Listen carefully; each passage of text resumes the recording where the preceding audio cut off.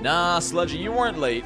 You were just in time. What's up, guys? How we doing? It's good to see everybody.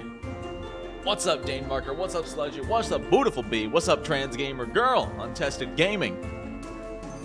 Had an idea. If you follow the Sorcerer and Fighter with Edgelord, Rogue, and War Cleric, you can incorporate them into your vid. I plan to. I plan to get a connected canon of characters, and someone has quoted me on Twitter saying I need to run a one-shot with these characters by myself, which could be really, really fun. We'll see how that goes. What's up, Tawny?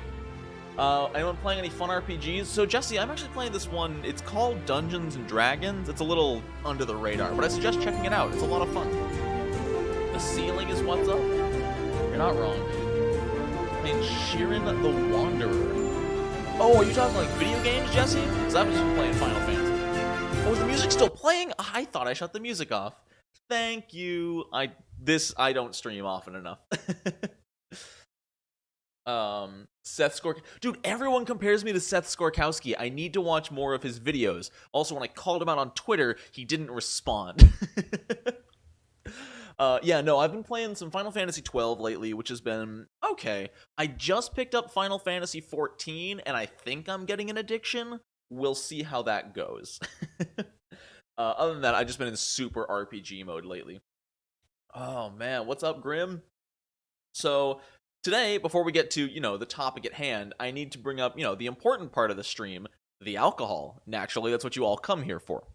So today, we're a bit different. Today, we're not doing wine. No. We're taking a step up. Today, we're doing kinky liqueur, ruby, grapefruit. Because I am a man, and I can drink whatever I want. I am mixing this with some lemonade, and it's gonna be freaking delicious. So, fight me. I am very ready to enjoy this. Here's to a good stream. Ooh, that's nice. That's nice. The grapefruit is just enough with the lemonade. Solid. Friends 14. Final Ninja Plays. What is up? How we doing? No, Sludgy, this one was $9 because it was on clearance. Because, I don't know why, but nobody wanted to walk out of the door with this thing. I don't know why, I don't know. I love this bottle, y'all. It's so pretty. It's so good. It's naughty.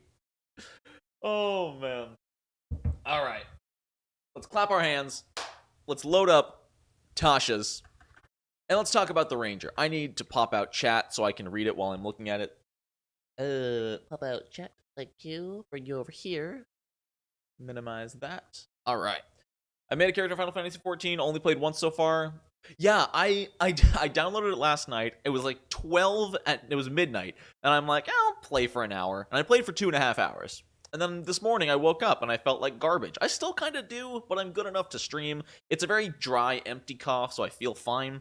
But at 1 p.m., I'm like, I'll just play a little bit of Final Fantasy 14. And then I played till 4.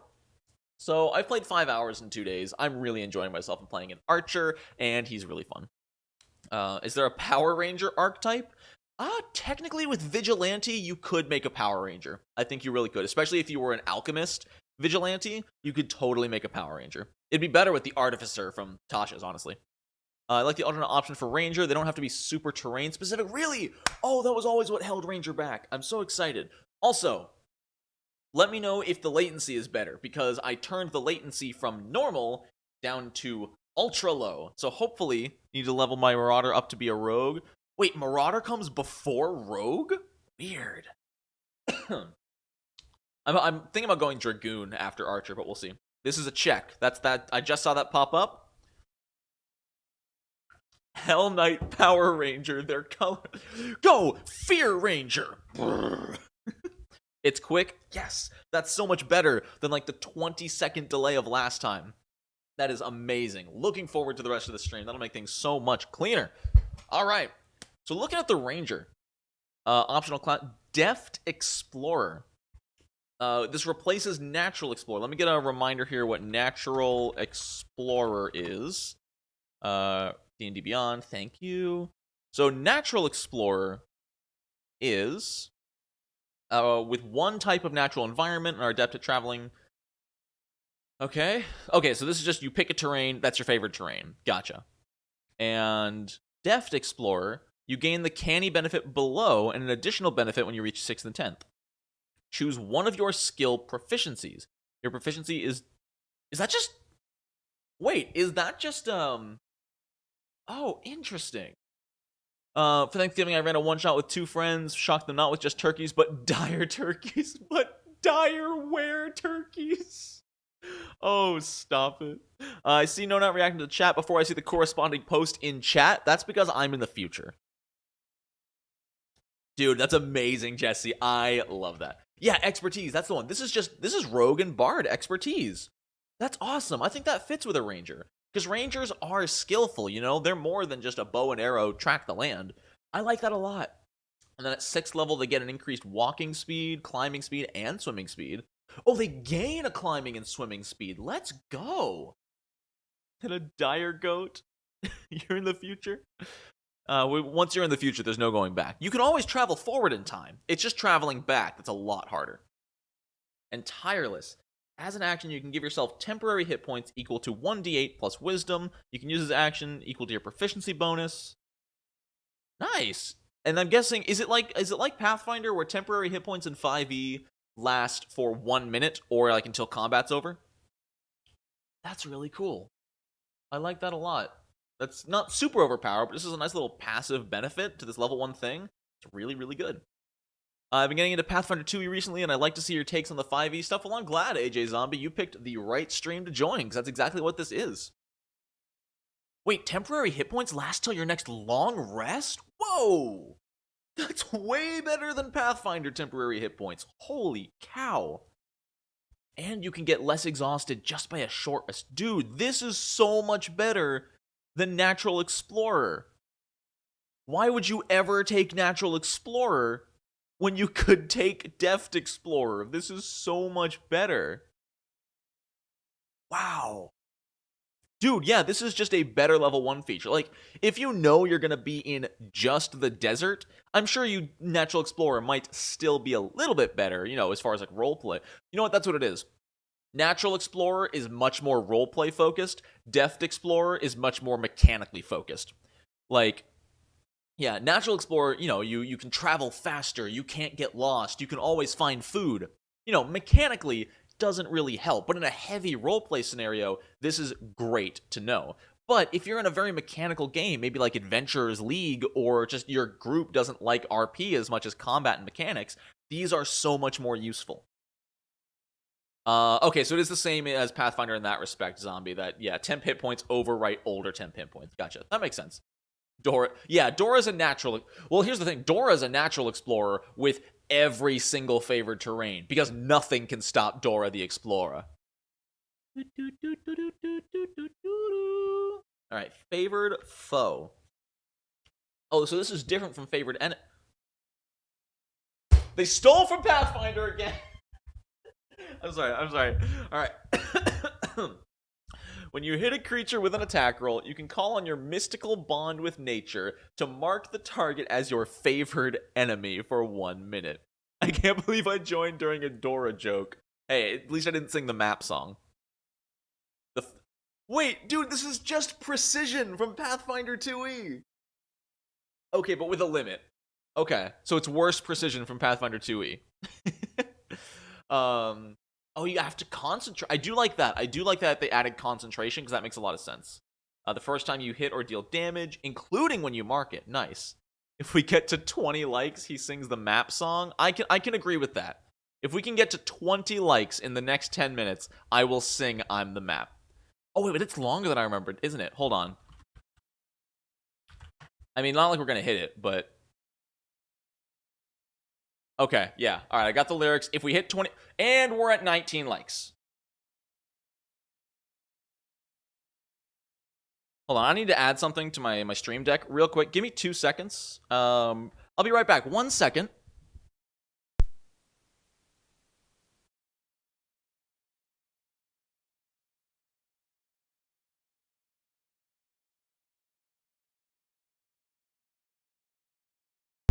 Don't worry, I'm not actually here. Don't worry, this is not me. This is important. Trust me when I say that this is super important.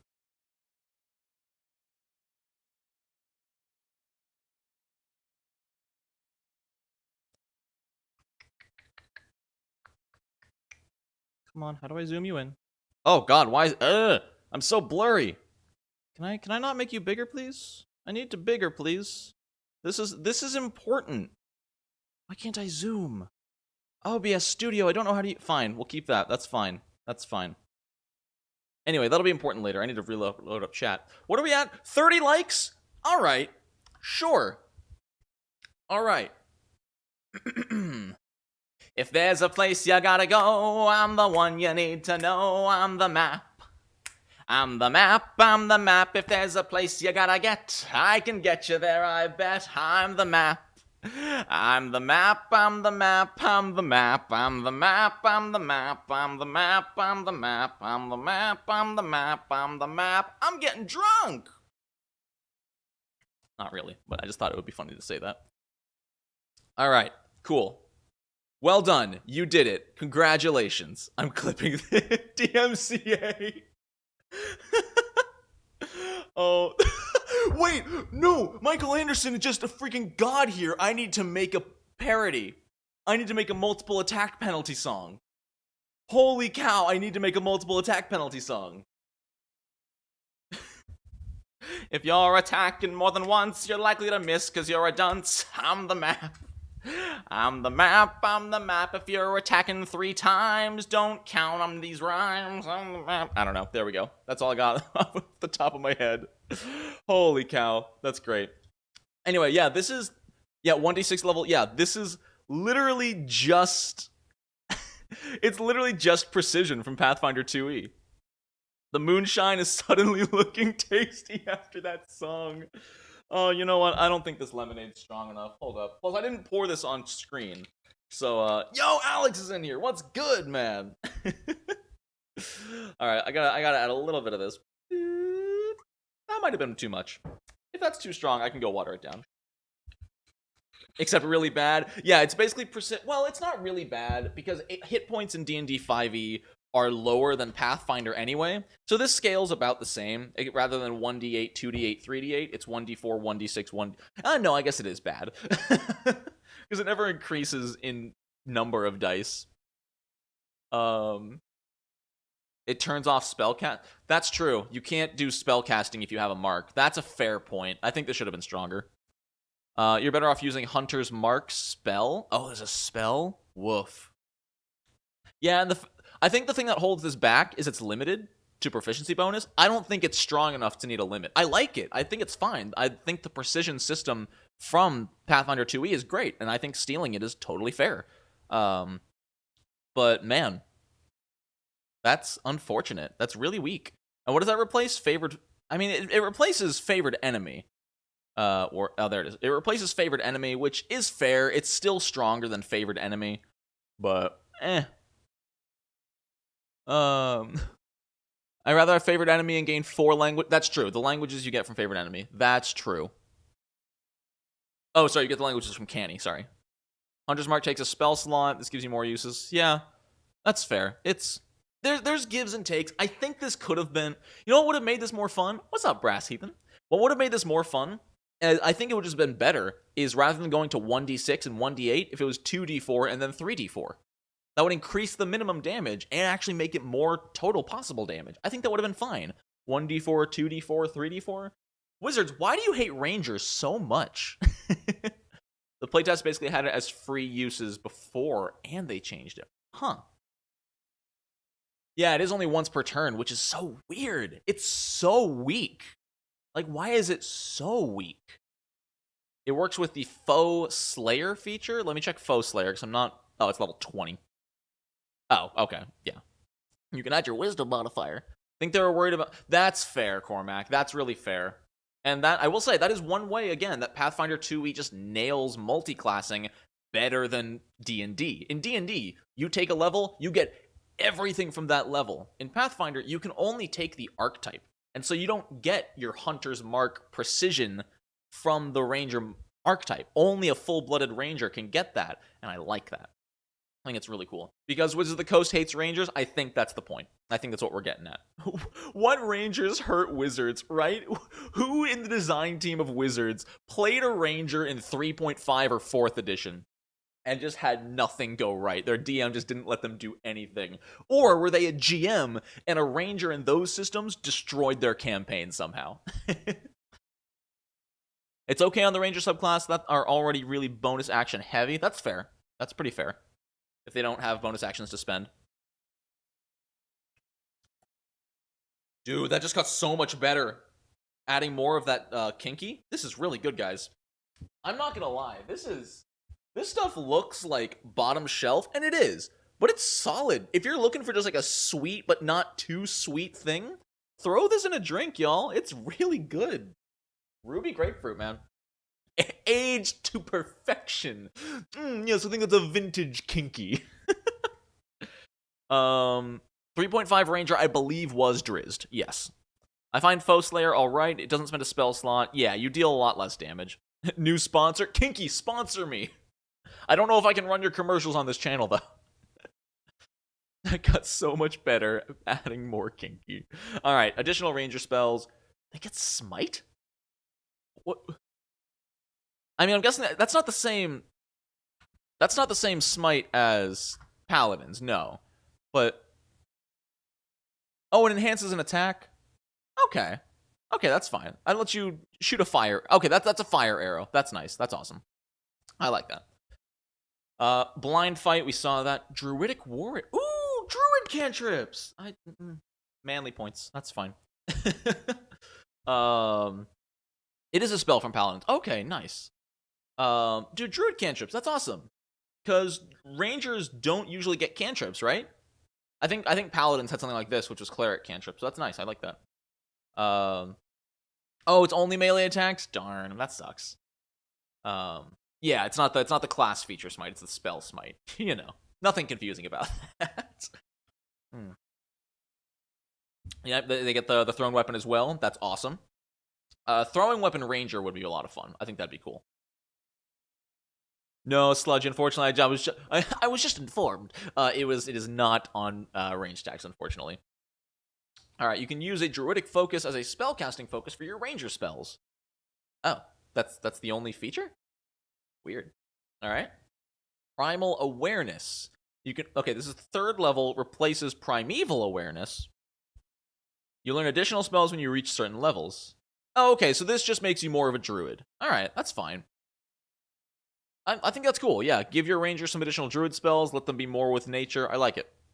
Dude, everybody loves thrown weapon fighting. It's never viable. It's never gonna be as viable, but man, is it cool. You just want to throw things. Martial Versatility. At 4th level, when you reach a level in this class that grants ASI features, you can... Okay, replace your fighting style. Yep. Then nothing till 10th level. Ranger's Veil. You draw on the powers of nature to hide yourself from view. You can magically become invisible until the start of your next turn. Nice. Versus hide and... Okay, cool. So they've given Rangers more very heavily magic options versus more martial options, which is cool, you know? D&D's Rangers are very inherently magical, so giving them those kind of feature options are cool compared to Pathfinder's Rangers, which are more typically martial, with the exception of the Warden spells from the Advanced Player's Guide.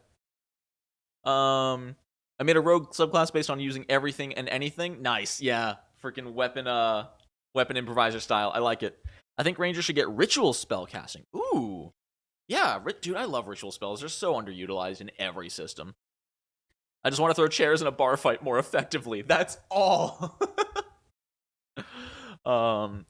Dude, that would be cool if you could throw your shield as an improvised thrown weapon. I would allow that as a GM. Like, at any point, I'd be like, yeah, you can do that. Alright, so the Fey Wanderer. Starting with Dreadful Strikes. You can augment your weapon strikes with mind-scarring magic. When you hit a creature with a weapon, interestingly that it has to be a weapon, so I guess you can't do this unarmed.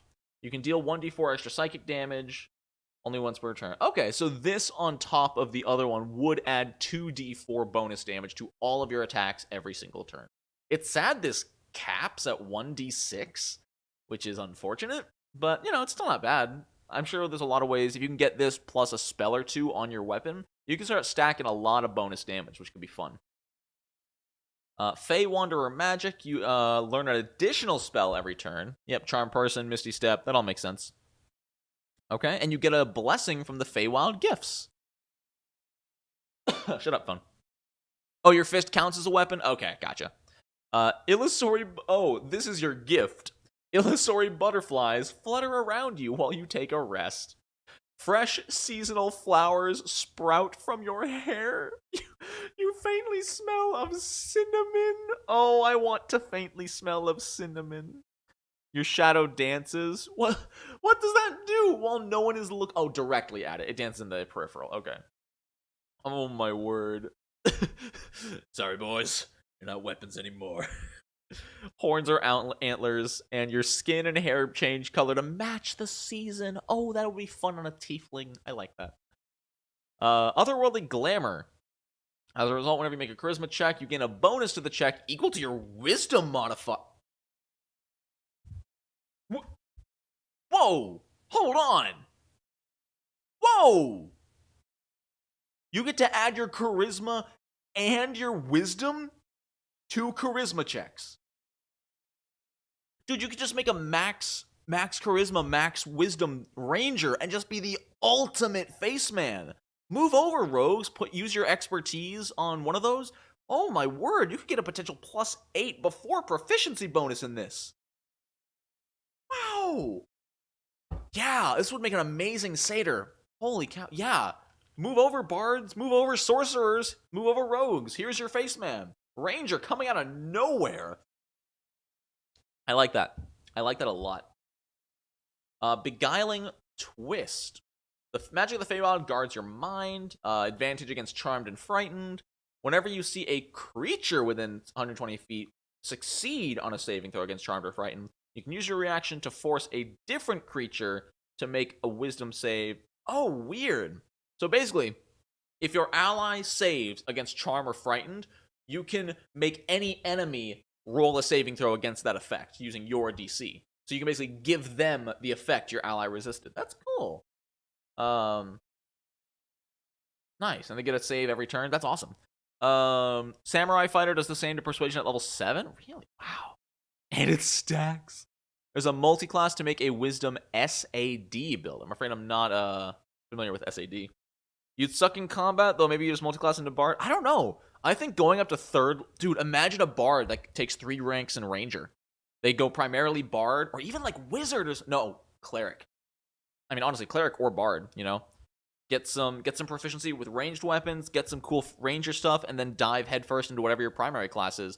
Just get the ultimate face man. Would be nuts. Especially Bard, because you would get expertise. That's really cool. I like that a lot. And yeah, just because you suck in combat doesn't mean you're useless, you know? I think you'd still be decent in combat. You know, you wouldn't be a fighter or a wizard, but you'd be able to hold your own. Single attribute dependent as opposed to multiple attribute dependent. Gotcha. Okay, cool. Yeah, that makes sense. Yeah, this is a good 3-level class dip if you just need that face man. I like it. Exactly. Combat is not the entire game. So true. Oh, that's like Pathfinder 1st Edition Dandy? Dude, I need to look into Pathfinder 1st Edition more. Maybe it would be fun to do a video series covering the differences between things in 1st Edition and 2nd Edition Pathfinder. Could be interesting. Cleric in 5e as a charisma class? No. But if you take Cleric for the wisdom, you could go into Ranger if you happen to have a high charisma. Yeah, Bard's a better choice, but you know. Let's see. The Royal Courts of the Feywild have blessed you with the assistance of Fey beings. You know Summon Fey. It doesn't count against your Ranger spells. You know you can cast it once without... Dude, you get a free summon creature every turn. I like it. I like it a lot. Not every turn, sorry, every turn. Every day. I like that a lot. You can modify it so it doesn't require concentration. Dude! That's really neat. Even if you don't do as well in combat, I'd totally consider playing it. Exactly. Yeah, so 1E doesn't have 48 different classes. It has 48 different prestige classes, which are basically, you know, you become a level 5 fighter with 3 levels in Barbarian, and you become a Berserker. I pulled that out of my butt. I don't know if that's actually, it's not the level requirements, but it's similar to 3.5 prestige classes. And they've changed them in Pathfinder 2E since prestige classes don't exist, and they should. But because of the archetype system, they're never going to, which is unfortunate. Misty Wanderer. You can slip in and out of the Feywild. You can cast Misty Step without using a spell slot. You can do this equal to your wisdom modifier. I love that they've, this is a very wisdom-heavy ranger. I like it. You regain all expended uses when you finish a long rest. Oh, and you can bring an ally. That's so cool. I like this. This is really cool. A very heavy wisdom-based ranger. I like it a lot. It's almost a druid, but it's more like a primal bard, which I really adore. I think that's the best way to describe this subclass. It makes the ranger, I'm using Pathfinder terms, primal, like a druidic bard, and that's really cool. I like it. You wander with Ash and Pikachu because you're a misty wanderer. My last 4 sessions across 2 different games have been non-combat. Yeah, no. In my 3.5 campaign, we only have combat like every 3 or 4 sessions, maybe. It's a very RP heavy campaign. That's the word. Jeez, it's been a long day. I was doing the dishes and I was about to have a fit if you suggested the 5e cleric as a base for a charisma class. Hey, you gotta have a high enough charisma so your god likes you well enough. Oh, I've heard about this, the Swarmkeeper. Let's see. So is this like a beastmaster with multiple beasts, or do they use like insects? Some rangers reach out. Nature? Spirits? Oh? What? Oh, is it bees? Are the nature spirits bees? The Swarmkeeper's swarm and spells are reflections of their bond. Take the opportunity to describe the swarm. Oh, you get to choose! You get to choose! It's customizable to your flavor. I like it. Okay, there's the bees and the locust. Oh, you can have them be a swarm of butterflies. Oh, okay, swarming insects, miniature twig blights. Birds! Birds! I want a swarm of birds! Oh, we have little feeders out on my balcony, and they get swarmed by birds every morning, and it is the most like zen thing to look at when there's like 15 birds just hopping around the balcony pecking at the feeders. Oh, it's so good. Once on each of your turns, you can cause the swarm to assist you in one of the following ways. When you hit a creature, they take 1d6. The attacker's target must succeed a strength save against your spell DC or be moved up to 15 feet. Whoa! You are moved by the swarm fight. Oh, they can move you. Dude. This is really cool. I like it a lot. I like it so much. You learn Mage Hand, but it's just your swarm doing stuff. Oh. Third level Mage Hand? Wait, that's weird. Wait, third level Mage Hand? You can cast Mage Hand at third level? What? Wait, what? Is that a typo? Why is Mage Hand at third level? You get it at third level? But it's a cantrip. Don't you get all cantrips at level 1? Has it been that long since I've played 5? Oh, as a third level ranger. Right. Rangers are slow on the uptake. I forgot about that. Thank you. Gotcha. Wait for the fly ability. Oh, I hope your swarm just carries you. This is literal like Snow White, just like carried by the burbs. Right. I forgot about the half-caster thing. You're totally right. Thank you. Writhing Tide. You can condense part of your swarm into a oh, there it is. That lifts you up. As a bonus action, you can fly. Oh, as a bonus action, you gain a flying speed. Dude. Oh my god. What? Dude, Ranger got some love. They did give Ranger some love. The base class feature stuff was really lame, but these new subclasses are so good. So yeah, you can fly 10 feet per round for 1 minute up to your proficiency bonus number of times. That's awesome. Darn you, 5e with subclasses.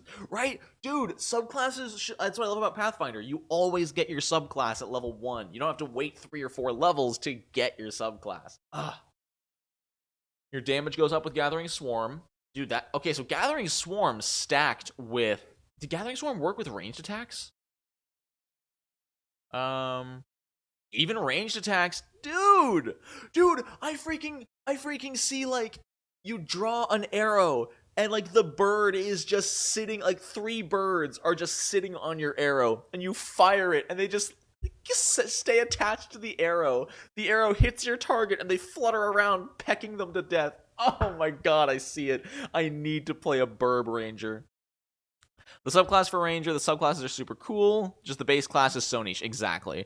The problem is still that the base class is just worse than Fighter. It doesn't even do anything different. Tasha's BF Ranger... Tasha's boyfriend is a Ranger. Cleric gets that's true. Clerics get their domain at level 1, and Warlocks get their pact. Well, Warlocks get like half of their subclass, right? Because they get their pact, or they get their like patron, but not their pact, right? Warlocks don't get their pact till 3rd level, I think. Sorcerers do get their bloodline at 1st level. That's true.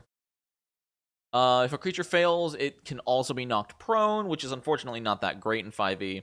When you are moved, it gives you half cover. I don't like that one. I don't like this one, because this means that cover means that your swarm is taking the hit. And I like my birds. I don't want my birds getting hit by the battle axe in my stead. Dude, Shino Aburame just got the freaking giant turtleneck, the glasses, and just bugs. Oh, man. Yeah, pretty much for 5e. There are a few classes that start lower, but pretty much 5e is you start your campaign at level 3, unless you're like first-timers. I'm gonna have my squirrels just tap them with their acorns. Oh, 2-stage subclass mess. Yeah, Warlocks are fun, but I'll take the Alchemist from 2e over the Warlock any day. At least the Alchemist does more than one thing in combat! Anyway, Swarming Dispersal. You can discorporate your swarm, avoiding danger. When you take damage, you can use your reaction to give yourself resistance to that damage. You vanish into your swarm and then teleport to an unoccupied space that you can see within 30 feet of you where you reappear. This is like Misty Step. You can use the feature... Okay, so you basically get Misty Step. Alright. Can you have spiders? Yeah, you could have spiders. I think it's more like a dex-based half cover, makes it harder to target. Okay, that's better to think about. I just still see them swinging their great axe through, and they catch like 2 of my birds, but that stops them enough for me to dodge. I tie my frogs to my arrows. It'll be okay, buddy. It'll be fine. Beastmaster companions can take the feature below. Primal companion, a primal beast. Friendly to you and your companions, choose its stat block: Beast of the Land, Beast of the Sea, pardon me, or Beast of the Sky. Are these just better Beastmaster companions? I'll take 2e over 5e any day. Sure, I love 5e for years. 2e is very fresh. That's what I like. I've played a bit too much of it. Not necessarily played too much, but focused a bit too much on it, which is why this month I'm taking a step back and just making some fun videos about RPGs in general. But Pathfinder 2e, it's very different from 5e, which is a nice break. So they get your proficiency bonus. It's really clumsy. Huh. You can attack with a bonus action. Really? Where does it say that? Melee weapon attack. Your spell attack modifier. Oh, this is a spell-based. Okay. So this is a wisdom-focused Beastmaster. Nice. It's an improvement. That's good. Morgan in Dragon Age becomes a bug swarm herself. Harder to hit her, uses her mana. Nice. Yeah, I like that. This makes Beastmaster playable-ish, but then you get nothing at level 7? Beastmasters don't get a level 7 class feature? Really? Wait, Beastmasters don't get... Oh. At the big text, you understandably skip? Yeah. I skip a lot. Yeah, I skipped all this. It's just this one, but worse? Okay, gotcha. Oh, you can summon a different one each day. That's cool. I like that. Vanishes with you die. If it died, you can expend a spell slot to return it to life? I should probably be reading this top to bottom, not bottom to top. Beast bears primal markings. In combat, the beast acts during your turn. It can move and use the reaction on its own, but it only takes the dodge action unless you use a bonus action. Is that not how the base Beastmaster worked? So wait, did the Beastmaster not originally attack with a bonus action? If not, that's awful. This action can be won in its stat block or some other action. You can also sacrifice one of your attacks to make it attack. Wow. So you can have it attack twice? Wow, so you can just bring it back over and over again. You had to sacrifice your attack. Wow, that's bad. Base the beast drools for its action. Yeah, that's how a lot of them work. That's how the artificer pets worked too. Oh, you meant the original Beastmaster. Oh, God, that's bad. Yeah, I hope that got homebrewed to bonus actions. This is crazy, though. As long as you have a spell slot, your beast can't die unless you do. Like, obviously it takes a minute, but yeah. Nice. It feels... Yeah, I agree, Mads. Everything here doesn't feel core 5e, which there's respect to give that. You know, they've taken some chances here. They've gone wild. In some cases, it's a problem because it completely outclassed. This is a prime example. While the Beastmaster wasn't good, this makes it, there's no reason to take normal Beastmaster when you can take Primal instead. There's literally zero reason to take normal Beastmaster now. Similarly, some of the new cleric subclasses completely outclass the other ones. So it's tough. There's some really cool stuff in here. There's some really imbalanced stuff, but I respect that they took the chance. Okay, so we are done with the Ranger. Ranger did really, really well. I don't think it's won yet. I think I still like the Druid changes more, but really, really cool. I'm going to run to the bathroom, and so I'm going to leave you guys real quick. I wish I had an ad to play you, but you know what? I don't have a sponsor right now. Maybe we're sponsored by Sun-Made yogurt pretzels. I don't know. I'll be back. Give me 30 seconds. You guys enjoy some music.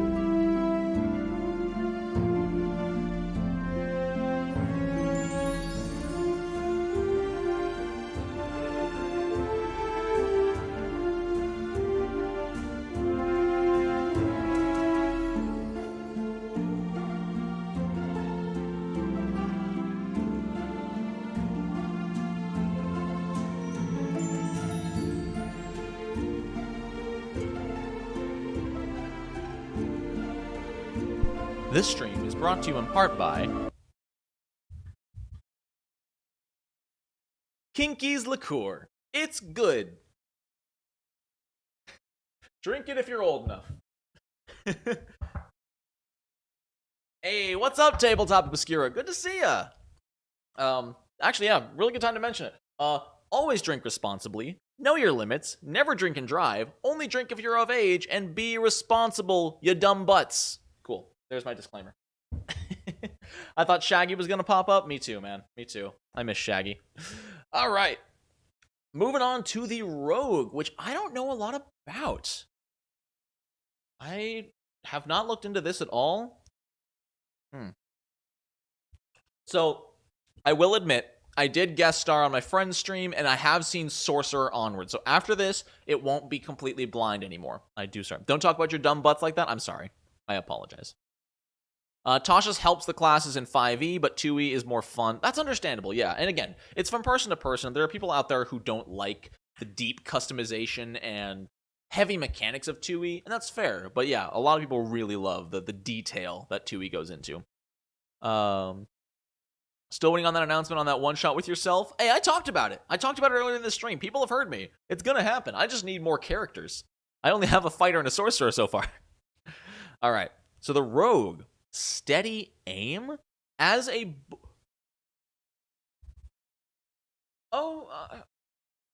Okay. That's kind of insane? Like, for a ranged rogue, that's... Wait, does that mean... Hold on. Hold on. Hold on. 50 likes to read the next subclass in song form? We already did Bard. It's too late. Hold on. That does not give sneak attack. That does not give sneak attack. What? That's insane.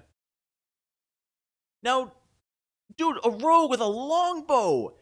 Sneak attack every turn. As long as you're not moving, you just get sneak. That's insane. I like it a lot. And it's not even a freaking, it's just a feature. And they add dex to damage. Oh! Oh! That's disgusting. Yeah, as long as you, like, I don't know why they're using a crossbow, because a crossbow is a bonus action to reload, right? Is that how crossbows work in 5e? I haven't never used a crossbow in 5e. But, holy cow. No? They do. What? How do you reload a cross? Oh my god. Alright, cool. It just doesn't let you multi-attack? Gotcha. Oh my word. Gotcha. Wow, that's insane. That's amazing. And it's just a base class feature? Yeah, and rogues don't get multi-attack anyway. That's amazing. Like, yeah, if you're a melee rogue, this is not good. But for ranged rogues who just plant themselves and go, I attack next turn. I mean, that's the only downside of this, is as a ranged rogue, you want your turns from now until infinity to be, I attack. Okay, I'm done. I attack. Okay, I'm done. I attack. That's your turn. That's your whole turn forever. So it is a bit limiting in the way of gameplay if you're going for, maximum damage efficiency. But it's still, that's so good. The Phantom archetype. Does Rogue multiclass with Monk in 2e mean stance attacks have sneak attack?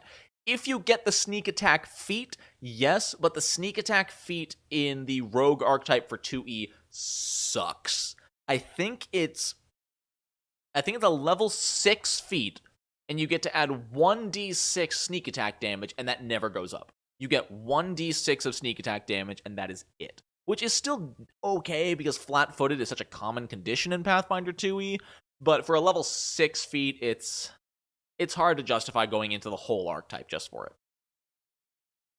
it. Rogue's a better archer than Ranger, Fighter's a better archer than a Ranger, 60% positioning, 40... Dude, but this is like 90% attacking, 10% positioning, because even if someone's right up in your face, you're like, okay, I'm not going to move.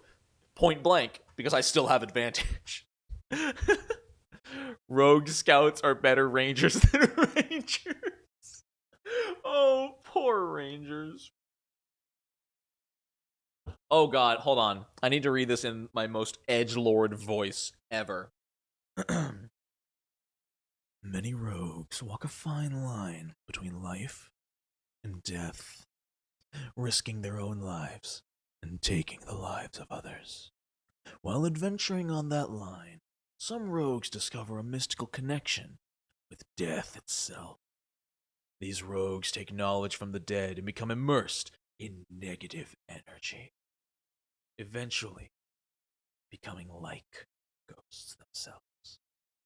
Thieves' guilds value highly them as effective information gatherers and spies. Alright, cool. So we know who's playing the edgelord in this campaign. Whispers of the Dead at level 3. Echoes of those who have died cling to me. I hear their screams. Whenever you finish a short or long rest, choose one skill or tool proficiency that you lack and gain it. This makes the rogue into even more of a skill junkie. Holy crap. Combine this with...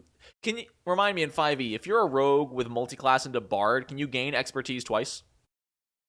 Walk on Knives Edge. Yes, dude, so you could go freaking rogue, bard, phantom, and just get insane proficiency and skills and expertise. Oh my god. You could be proficient in everything, man. Wails from the Grave. As you nudge someone closer to the grave, you can channel the power of death to harm someone else as well. Immediately after you deal your sneak attack damage to a creature on your turn, you can target a second creature within 30 feet. That's cool. It doesn't even have to kill. Wow. That's Wails of the Dead, so it's similar to Toll the Damned, or Toll the Dead, or whatever it is. For half your sneak attack damage. I like that. Okay, but it's only proficiency bonus, so it isn't forever. All right, that's cool. I like that a lot. That's a really unique feature, being able to sneak attack an extra target effectively for half the damage. You can put the subclass in an emote poetry and no one notice a difference. I'm a bard rogue. This is my poem about my lost puppy. Fido, Fido, where did you go? I've looked around, but I don't know. My soul is empty. Open like a shell. Every day without you feels like hell. Fido, Fido, where have you gone? Fido, Fido. Thank you. Tokens of the Departed. When a life ends in your presence, you are able to snatch a token from the departing soul, a sliver of its life essence that takes physical form. A soul trinket. This is Phantom Rogue, not Batman. Thanks for the John Wick poetry. You're welcome. That'll be $20. Oh, Keanu. Yeah, there it is. Oh my god. I did a silly theory crafting build where I was proficient in every skill and had proficiency in half of them by level 20. Someone died. Here's some cash. When a soul trinket is on your person, you have advantage on death saving throws and con saving throws, for your vitality is enhanced. When you deal sneak attack damage, you can destroy one of your trinkets and then immediately use Wails from the Grave? Oh, sorry, I should really finish reading. That's my biggest weakness. Without spending a use. Okay, that's cool. It gives you additional uses of Wails from the Grave. As an action, you can destroy one of your soul trinkets, no matter where it's located. When you do so, you can ask the spirit with the trinket one. That's cool. That's cool. Really, really cool. It doesn't even have to be truthful. That is amazing. You can ask questions to things you've killed. And this is just... Okay, you can only have a... Oh, and you can always be making more. This doesn't even use proficiency bonus. You can only have as many as your proficiency bonus. But that's so cool. And you don't even have to be the one to kill them. That's so useful. You can just ask dead things questions. Like if you accidentally kill someone you wanted to interrogate, you can break their soul thing and ask them a question. So cool. I want to see fan art of Wails from the Grave. So bad. Like WHALES, Grim. I love it. Ooh. You can phase partially into the realm of the dead. As a bonus action, do they really like giving people fly? Only one question. You got to make it count. Absolutely, Abla. They really like giving classes the ability to fly in Tasha's, don't they? Like, they have a weird obsession with giving every class. Like, Rangers can fly, Druids can fly, Rogues can fly. Weird. D&D McFly. Sorry I stabbed you one too many times. I have another question. You can also move through creatures, but you take 1d10 if you end your turn inside them. The wizard was feeling lonely up there. Or you can just be Pathfinder 2e and be a Leshy. You stay in this form for 10 minutes. Wow. Dang, and you can attack and everything with this form. That's really cool. Good job. Good job, rogues. Everything needs fly by 15th level in D&D. You're basically gimped without it. I don't know about that. I don't think the campaigns... I mean, this is just my personal theology. That is the wrong term.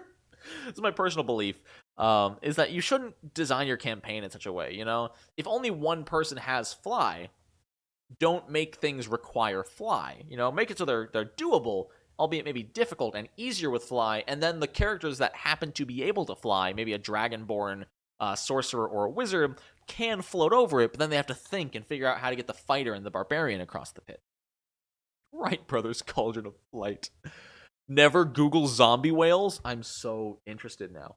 Wizards can just slap someone on the back. That's true. That's true. In 5e, can fly target multiple creatures as well? Because in 2e, at high levels, it can. Boots of Flying, that's fair. Ideology, that's the one. That's theology. It's my religion.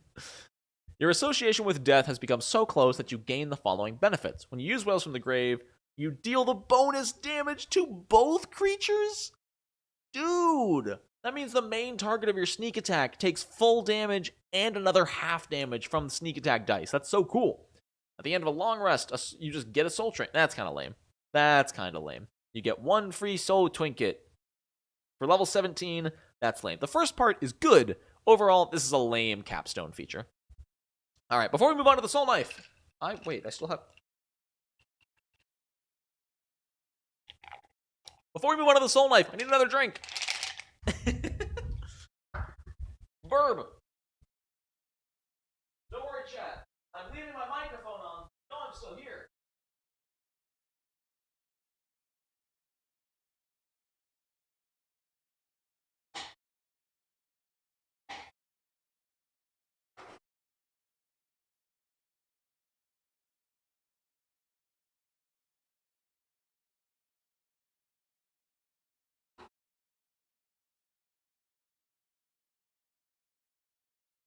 I'm still here. Don't worry, chat.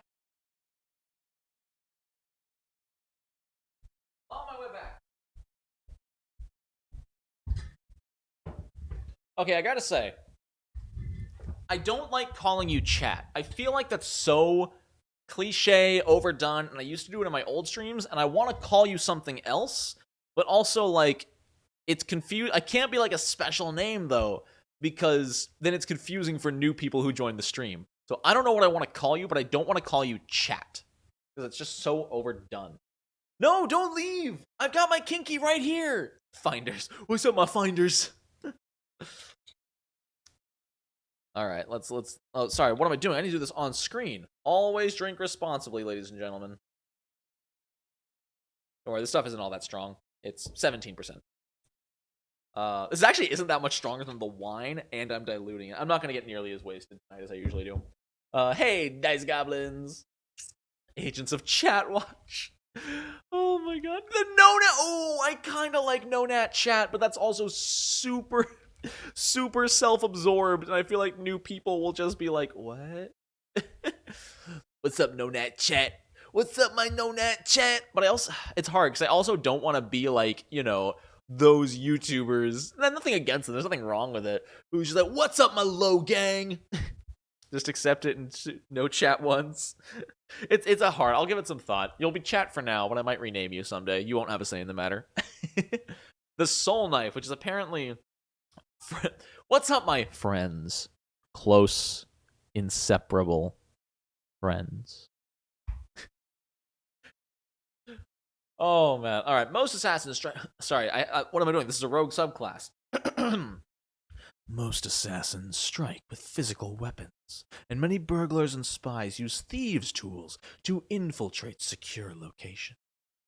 In contrast, a soul knife strikes and infiltrates the mind, cutting through barriers both physical and psychic. Those rogues discover psionic power within themselves, and I'm sick of this bit. Pour one out for parasocial relationships. All right, I'm going to say I love you guys so far, because this has been such a comfortable thing.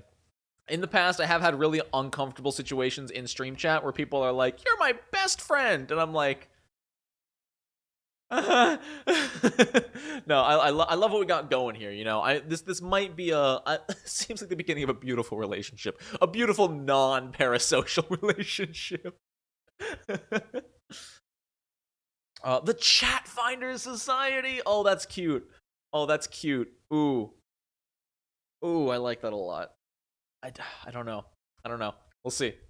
All right. So they're psychic. They're rogues that are psychic. And they're from the Feywild. Ooh, interesting. As a soul knife, your psionic abilities might have haunted you since you were a child. Doesn't look like he's exactly haunted. This kid doesn't look haunted. I don't know if he's a kid. I know he's a halfling. I'll be honest, his head's a little too big for his body. I'm kind of uncomfortable. Anybody else uncomfortable? I'm kind of uncomfortable. I'm not drunk enough to make a decision. That's true. All right, let's fix that a little bit.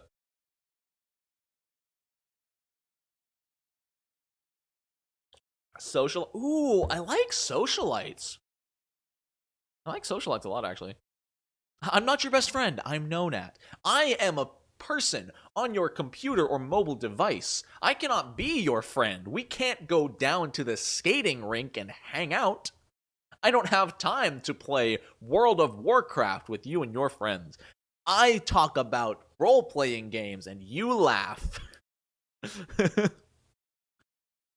No, that's not a flower crown. That's a weird psionic scoobity-boop clown. Yeah, the picture is weird. It looks like most halflings don't look like this, but this looks like a kid's body with a fully grown human male's head on it. No, but we can make fun of my homework on Discord? That's true. That's true. Discord is a great place to hang out. By the way, hey guys, if you're not aware, we have a community Discord. That Discord, you can find the description right in the description. I mean, you can find I am not even tipsy. I'm just stupid. You can find the link to the Discord right in the description. Let me tell you. Let me see if I can't find that link and put it in the chat. Because we're always looking for more members. We have passed 300 members just recently, and there's plenty of room for more. I don't know how to do the exclamation point stuff, Grim. I don't know how to do that. Boom. There is the link to the Discord. check that out while I'm self-plugging, and I've got you all just helplessly wrapped up in my own self-plugging. Check out my Twitter account. We just passed 500 followers, on our way to 550, and it's going really well. I post stupid stuff. I post updates and stuff there as well. You get some unique stuff that you don't get from the Discord or the YouTube community. And Nightbot, that's the one I need. I need Nightbot. And finally, if you really want to support the channel financially, this is by no means a requirement, obviously, but you do get some free extra stuff every now and again, and you help the channel do what it does. Check out the Patreon for some unique benefits. There's tiers from $5 to $20. There was a $50 tier, but that has been completely bought out for my bi-monthly games, which have been tons of fun. So if any of you in chat here today are from my Patreon games, I don't see anybody, but just in case, hello, I appreciate you. On to Psionic Power. No, I don't want that. No, go away. I don't like you. You make me uncomfortable. Please don't make Todd Howard work at Wizards of the Coast. But it just works. It just works. It just works. Little lies, son, and sorcerer. All right. You harbor a wellspring of psionic energy. This energy is represented by D6 to psionic energy dice.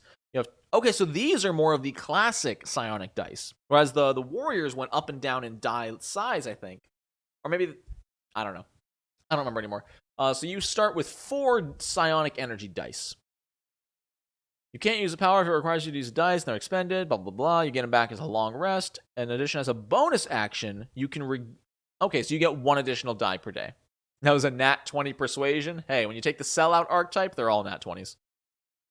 Okay, and your size goes up with level. Okay. Taking community mods, making it pay for DLC. Yeah, no, it's rough, dude. We don't talk about Bethesda. I really don't like many Bethesda games. Though I will say, there have been some... While I've got you here... While I've got you here, and I'm incredibly blurry, don't worry, it's just because you're drunk.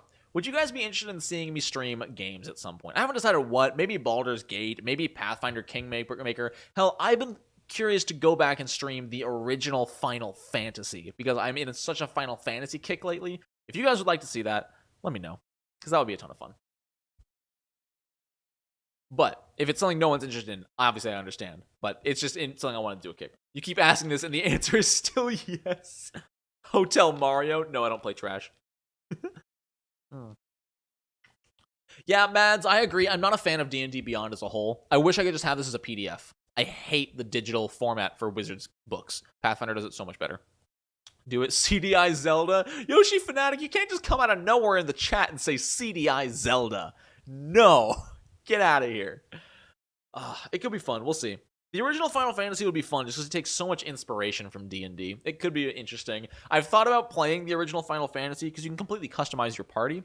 It would be fun to take the fighter, cleric, wizard, and monk iconics from Pathfinder and make them my 4-person party. I could do a thief, but I'm not a pleb, and I don't like rogues. It was worth a shot. Fair point. You shot your shot. I appreciate that.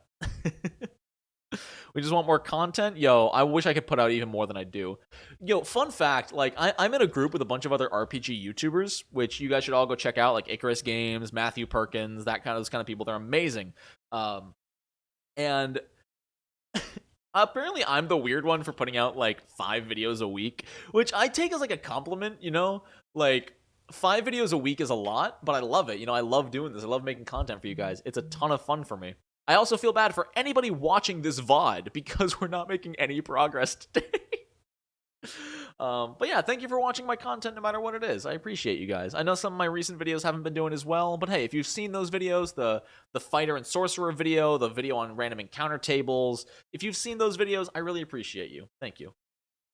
It's an intense schedule. That it is, but it's not intense if you enjoy it. So, Psi-Bolstered Knack. I'm like the RPG version of the Quartering. I don't know what that is. Is that a YouTuber?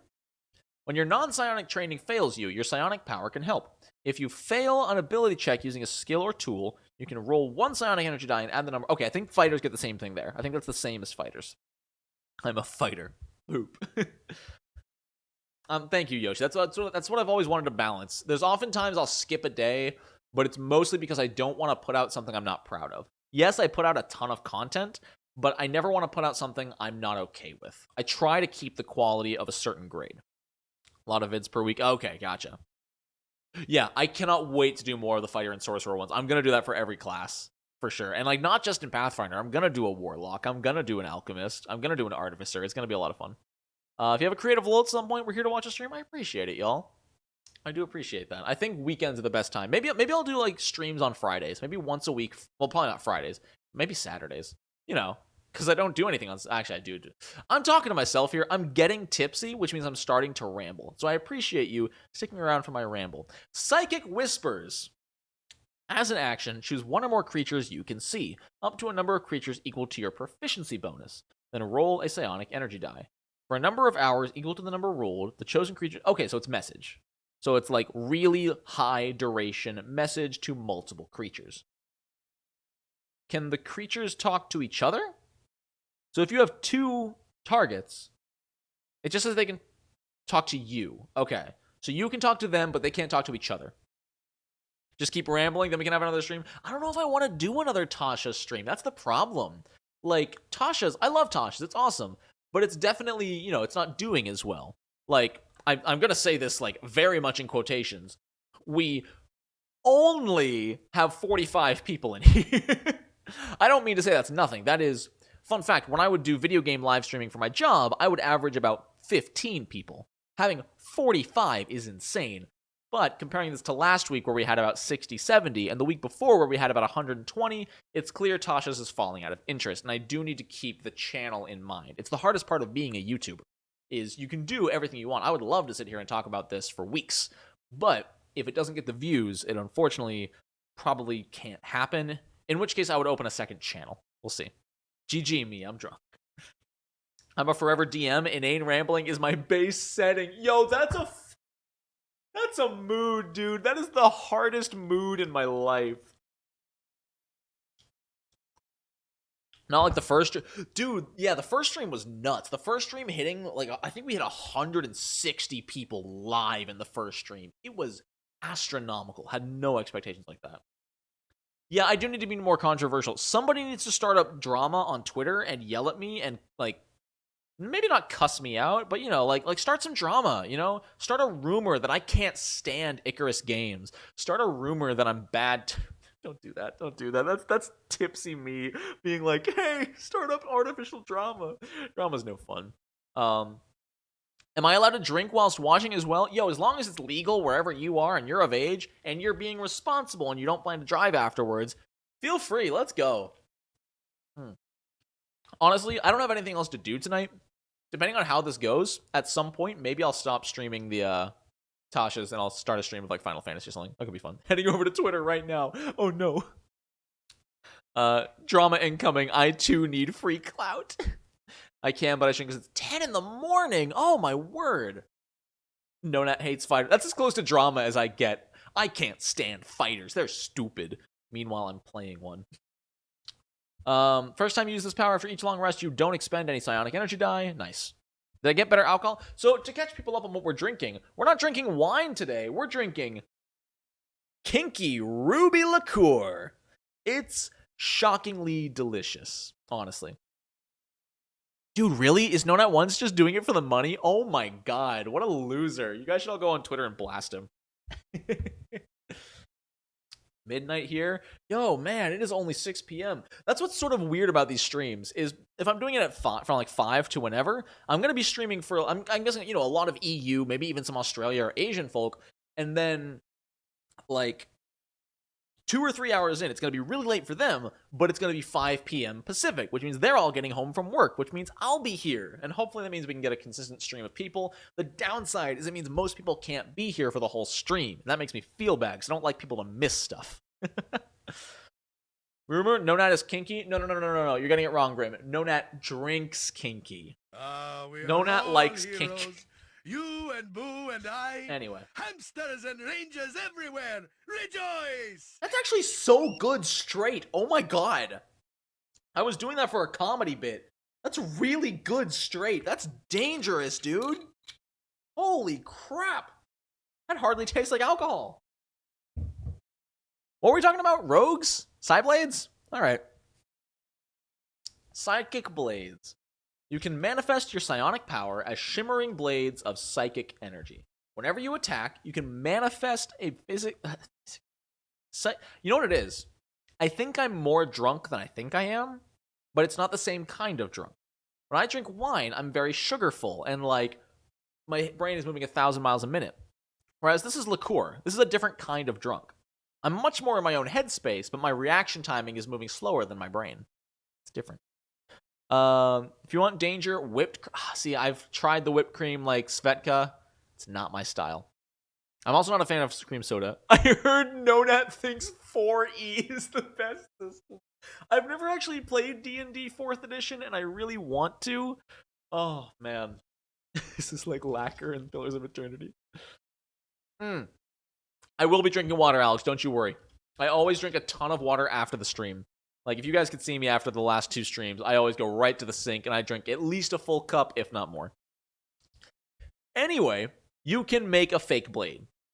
You can throw it. It's finesse, 60-foot range, deal psychic damage equal to 1d6 plus the ability bonus. Okay, so plus dex or strength. Blade vanishes immediately, and it leaves no mark if it deals damage. Ooh. Okay, so I want to make like a Psyblade Rogue as my BBEG in my campaign, because that's a cool way to kill people. They just find bodies that aren't even marked. They'll be like, did he get poisoned? What did he eat last? What did he drink last? But meanwhile, this thing's just been dealing psychic damage. Oh, that's cool. Shadowrun 4E. Shadowrun's great. I've played Shadowrun. It's a ton of fun.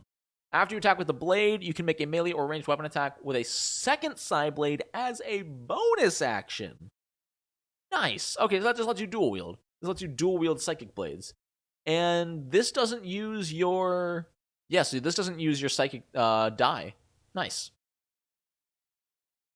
Nonat's favorite class is the champion, so he disses it to make himself feel special. Nobody will play it if I say it's a bad class. God, it's my favorite class. I love this. I love these rumors. Oh my god. Nonat's favorite system is GURPS. Dude, okay. This stream has become so much less about Tasha's and so much more about me, and I'm okay with it. So, when I was 12, my dad, bless his heart, my dad bought the GURPS core rulebook. For those of you who don't know, it is the General Universal Role-Playing System, GURPS. It is useful for anything of any kind. It is a great first role-playing game, so I've been told. I've never played it. We bought it. My mom, bless her soul, is very heavily Christian. And so she was like, no. Role-playing games are the devil. You will not be giving them and teaching those to our children. And my dad, eager to please, was like, okay. So unfortunately, the book just sat and gathered dust on a shelf for years. And like, I was 12. I was super interested. But it's a big book, dude. It's like this big, GURPS. And, being 12, I'm like, I don't want to read. I don't know what a TTRPG is, but I don't want to read. And so it never got used. It just sat on a bookshelf for 10 years and, like, hardly got open. I think I opened it once or twice, saw all the words, and I'm like, I'm not into it. Nope, not for me. Like, poor guy. He really wanted to teach me and my brothers how to play tabletop role-playing games, and he never got the chance. Ugh. And I've never gotten to play one with my dad. He played it all the time when he was younger. He's a doctor now, so he doesn't have time for role-playing games, but I've always wanted to play with him. Dad, if you see this, because I know you've been watching some of my videos, I love you. I'd love to play with you sometime. Dude, Shadowrun is fun with a bucket of D6s. Yeah. It is a ton of fun. How do I make sure I'm the only one with lay on hands trash champions? Yeah, it was unfortunate. What's up, Ryan King? Words are difficult. It's my job, and I still struggle. After Tasha's, you should do a review of GURPS. Oh, will I make a GURPS game guide? Dude, I don't know. I don't know anything about GURPS. I would love to. I should look into it, but I've never played it. My only thing I've played that's, I don't know where the rulebook is. The only thing I've played that's a universal roleplay system is Fate Core, which is fine. Fate Core is great. It's easy, and it's fun. I highly recommend it. Maybe I'll make some videos on Fate Core someday. Palladium was another versatile system. I've heard great things about Palladium. I've played and run GURPS 2E. Are there multiple editions of GURPS? Is there a GURPS 2nd edition? Huh. Can't wait to teach your son. Yeah, I wait a little bit older than 3, Brass Ethan. I mean, you could try. At 3 years old, he might drool on the book a little bit. I'd say if it's I think Fate Core is easily understood by 10 and up. If you want to go any more, like, Fate Core is super simple. Fate Core has, like, mental hit points, physical hit points, and skills. You don't have attack rolls or damage rolls, really, or anything like that. You just have skills. But we're not here to talk about GURPS and stuff like that. I am on a tangent. It seems like you guys are enjoying it, but man, yeah, Fate Core is all about roleplay. There is almost no mechanics to GURPS. It is, can you justify this skill? Roll it. All right, 3.5 years old, we start training. Played GURPS from 1990, solid. He's up and going to school now. Fair. Puts on his own jacket. Oh, that's freaking progress, dude. It's like a dog that gets smart. Part 4 of Drunk Tasha's? I don't know.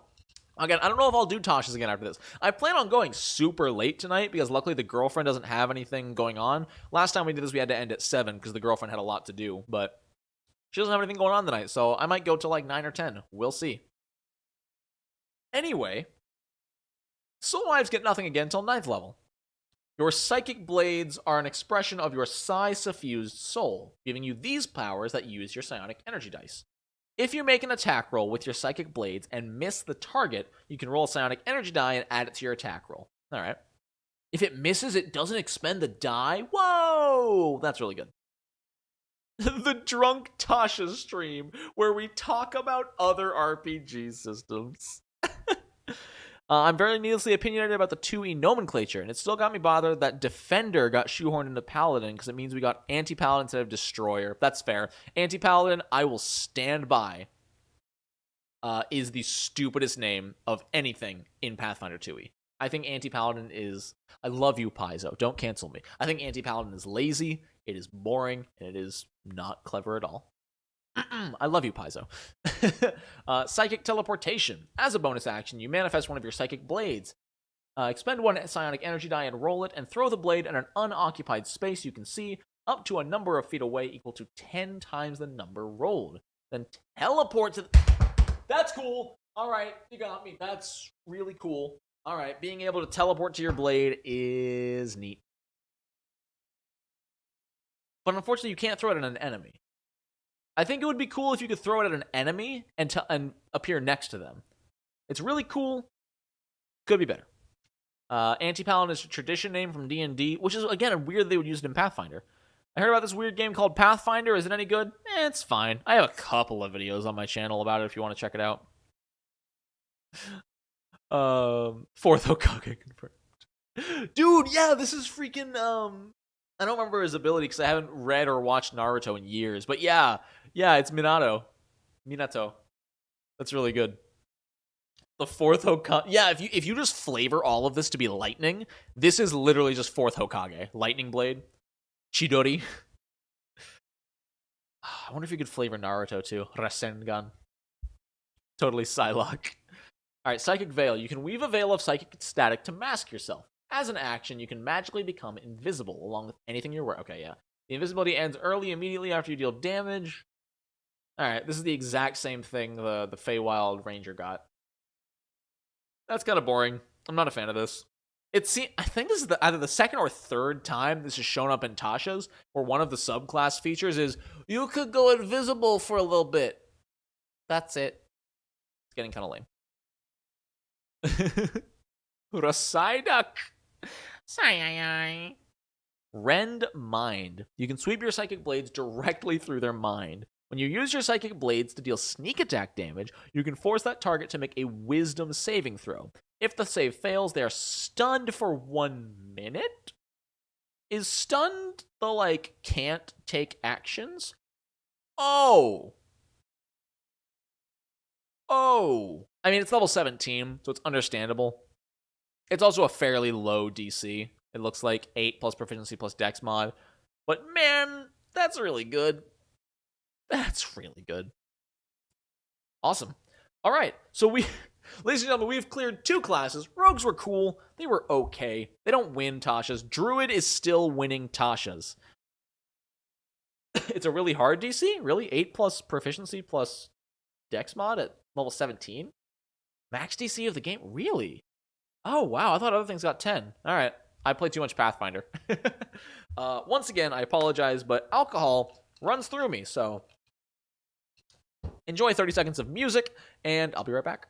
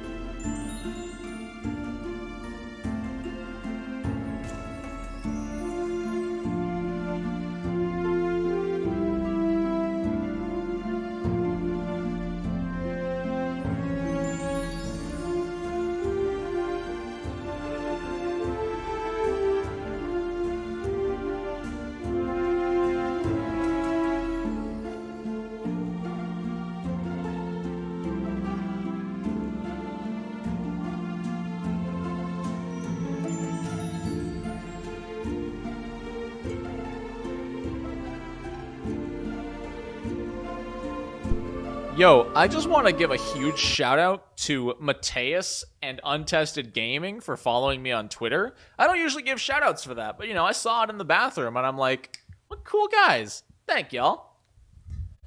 All right, moving on to the Sorcerer. So the Sorcerer I have... Why am I wearing my headphones? Why am I wearing my headset? I don't need to listen to anything. All right, if I had to choose, would I have a handmade of ham or an a hand made of ham, or an underarm that produced sunblock? You have Twitter in my bathroom? Yeah, dude, I have this a screen in the wall that's just touch screen. You can just scroll through it while you're using the bathroom. It's great. Cost me an arm and a leg. Or an underarm that produced sunblock? Underarm that produced sunblock, dude. Why would you want hands made of ham? That sounds awful. But, at least the sunblock smells okay and has a purpose. That YouTube money. Yeah, man, I'm raking it in with my 4,000 subscribers. Mateus is Matthew in Portuguese. Oh, well, I learned something today. And thank you so much for the follow, man. I really appreciate it. I hope I pronounced it right. I hope it's Mateus. I hope I'm saying that right. That's got to be like $12. Yoshi, you're highballing it. I'm not that rich. No, I'm not saying it right. Ooh, okay. Huh. Unless it's like Matthew. I'm not sure. And it grows back, but then you don't have hands. Ugh, and can you still feel it? Additional sorcerer spells. Booming. Okay, so these look fairly new. Are the star ones... Are these Tasha's? Yeah, these are new. All right. Hey, thanks for the follow on, Tested. Appreciate it. So I don't have time to go into all of these because that would take hours. But, new meta magic. Did I miss the wine drinking Arslick? You did, because that was last week. This week, we're kinky. I'm drinking some delicious ruby grapefruit liqueur mixed in with my lemonade. It's delicious. All right, seeking spell. Okay, almost spilled it. Let's not. If you miss, you can spend 2 sorcery points to re-roll it and use the new roll. Fair enough. That's pretty good. That's solid.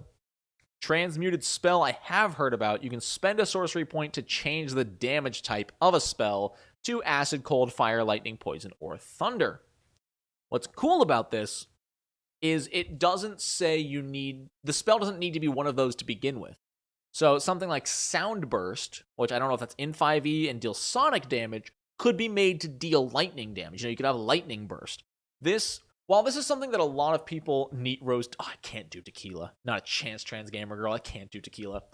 While in a lot, this is interesting to me because I like it. I like it's really cool, especially because you can take advantage of weaknesses, which is more what it's for. It's on the fly transmutation. But in cases where you're allowed to homebrew your own spells, like flavor, like your GM is like, yeah, it doesn't have to be Firebolt. It can be Waterbolt. Sure. This does get a little less useful, but it's still really cool, and it's definitely to take advantage. You have Lightning Bolt, and you're fighting a troll. Well, make it Poison Bolt. Disable that, It does say it needs to be? Oh, it's in the first line. Sorry. Deals a type of damage. Okay, gotcha. Sorry. So it is still a little limited, but it's not bad. Yeah, I like it. I think it's good. I think it's fine. Thunderclap. That's what it is in 5e. Thunderclap. Thank you. Rose tequila tastes nothing like tequila. Interesting. You become the avatar. Yo, earth, water, fire, air. Throw the rock at the guy and spew the flames. On the fly. And I thought we had too much flight already. You're banned, Grim. And getting a promotion. I can't do tequila. I don't know. Maybe I had too much of it when I was of legal age. But, Sorcerer's versatility. Yeah, replace cantrips, replace meta magic. All right. It's like a strawberry milkshake. Joke's on you. I don't like strawberry. It's the worst of the berries. I'll take black raspberry blueberry over strawberry. I'm not a big fan of strawberry. Hot punch? What is hot punch? What are these drinks I've never heard of? Magical guidance. Spend a sorcery point to re-roll an ability check. Alright, that's fine, I guess. 4 rose. See, I'm not a bourbon or a whiskey drinker or a scotch drinker. I can't do it. It's all too... I use the term bitter, but that's not what I mean. It tastes too much like alcohol. I like my alcohol to not taste like alcohol. That's why I like kinky and wine and Smirnoff Ice. I am I don't know the term for it. I like sweet things. I don't like to know I'm drinking alcohol. Never heard of illegal. I didn't say of illegal age. I said of legal age. 21. 2 ice and wait for it to get cold. Trust me. Dude, everyone says that. That's what people say about beer, too. Just trust me, dude. Drink this beer. Give it a while. It'll grow on you. Never does. Never does. I've never been one for an acquired taste. Whether it be food or drink, I've never had something where I'm like, this is disgusting. Guess I'll keep going. Oh, it's good now. I'm missing out. That's fair. No, that's totally fair. I know I'm missing out. I'm missing out on a whole culture. And it's unfortunate. But I can't betray my taste buds like that. They tell me what's good and what's not. And let me tell you, Kinky and Lemonade's pretty damn good. Weiss beer? Oh, is that like a Weisse? I've had a Weisse. I like those. We have a craft brewery around here that makes something called Ricky Weisse, and it's I think it's a raspberry lime Weisse, and it's really good. I don't know if I've ever had a black Russian. I've tried a white Russian, and I didn't like it. I don't like any cream-based liqueur or drinks in that, like, in general. Anything with cream in it, like, the only exception is rum shata, and I can have a few sips of that before I get sick of it. I don't like the alcohol taste in my dairy. Do I like Irish cream? Not really, no. Anything dairy-based is not great. Acquired taste just means you have to kill your taste buds before enjoying it. I think that's the thing. I think I have overactive taste buds, and they really like the sweet stuff, That's why I'm, a little bit overweight. They don't like the bitter stuff. They don't like the hard stuff, and I just can't get through it. I've never had a brass monkey. I'm not a fan of Bailey's. Yeah, burn the witch. Do it. Joke's on you. Witch isn't my primary class. I'm a bard. Come to Denmark. We have a holy truckload of Smirnoff Ice. Yes! Give me the sweet stuff. Put it on ice. Make it taste like berries, and I'm there. All right. Aberrant Mind Sorcerer, which is basically Mind Flayer. You can now touch other minds with your power and alter the world around you. Or will you be a source of terror? Now, it doesn't always have to be a Mind Flayer, but the origins that they give in the book are exposed to the far realm's warping influence. You are convinced a tentacle is growing on you that no one can see. A psychic wind from the astral plane carried psionic energy to you. You once suffered the dominating powers of an aboleth, leaving a splinter of psionic power in your mind. Aboleths are terrifying, by the way. You are implanted with a Mind Flayer tadpole, but it never took over. As a child, you had an imaginary flump, and it gave you power. And you had a nightmare, and it was like, you're gonna be a psionic sorcerer. I'm like, what? And it's like, too late. Yeah, Soiker, I want to love black coffee, but I need to put sugar and milk in it. Like, it's rough. Who is texting me on this, the night of my stream?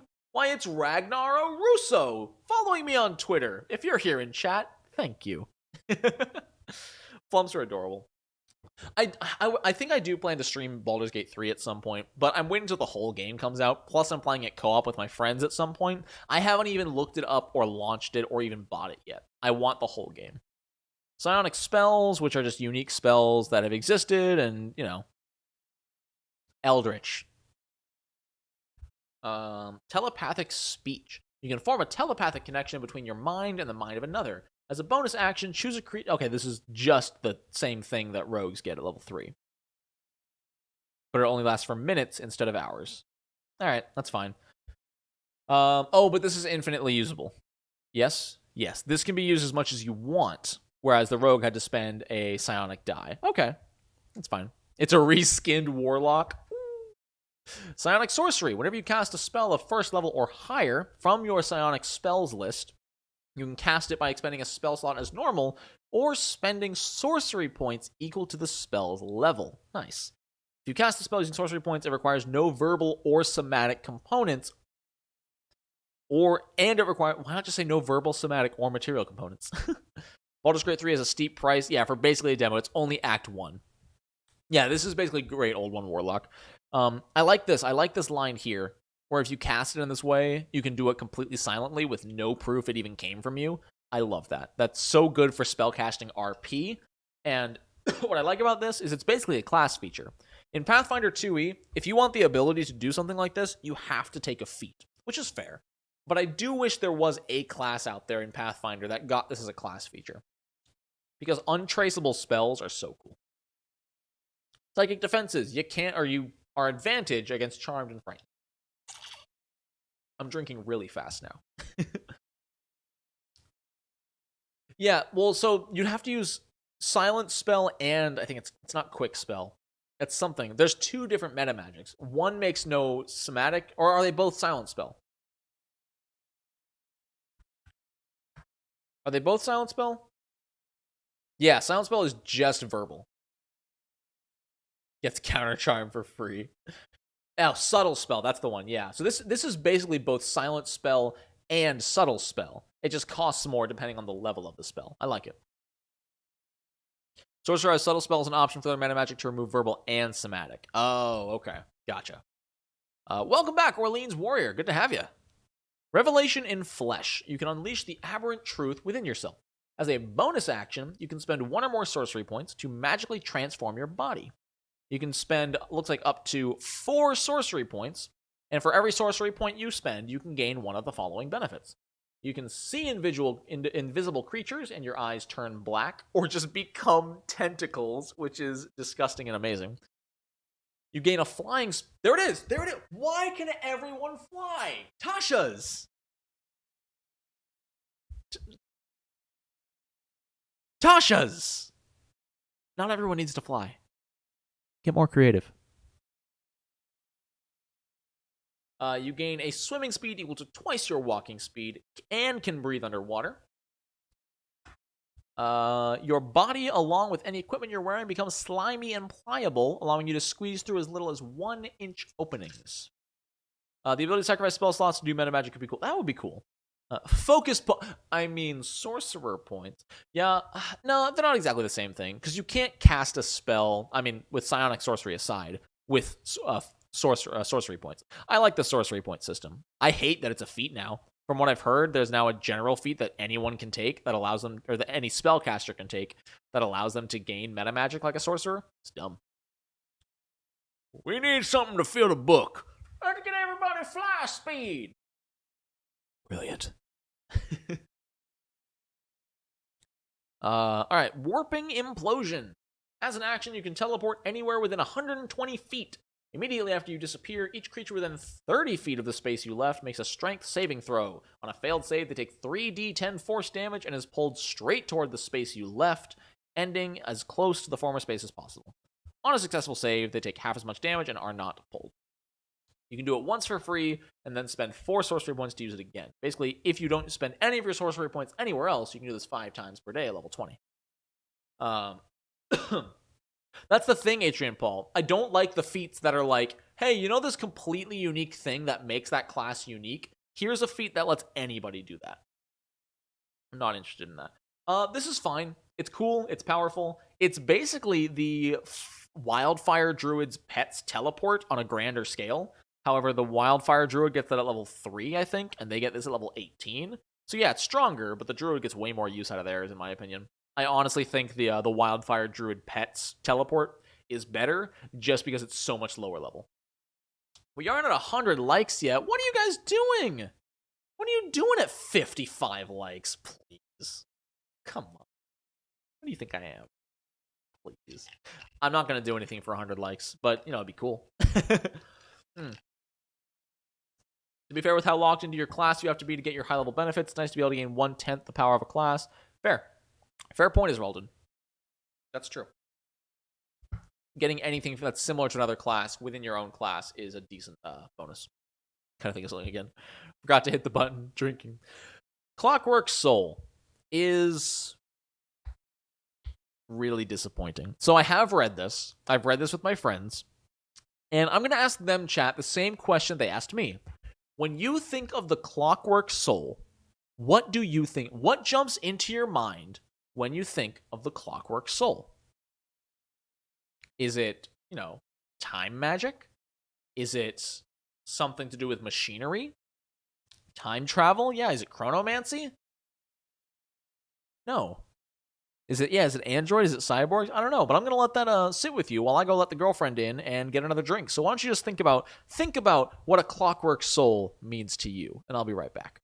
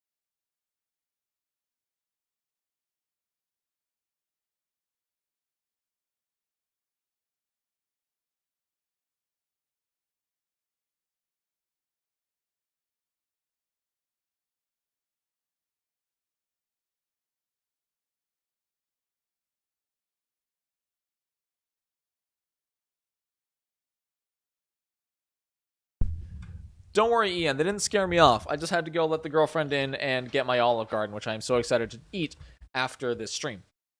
Clockwork mechanic of old age, time travel. What did you all do to Nonat?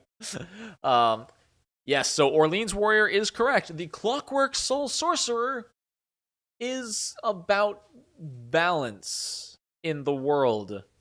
It's basically the balance domain, which I believe is a cleric domain.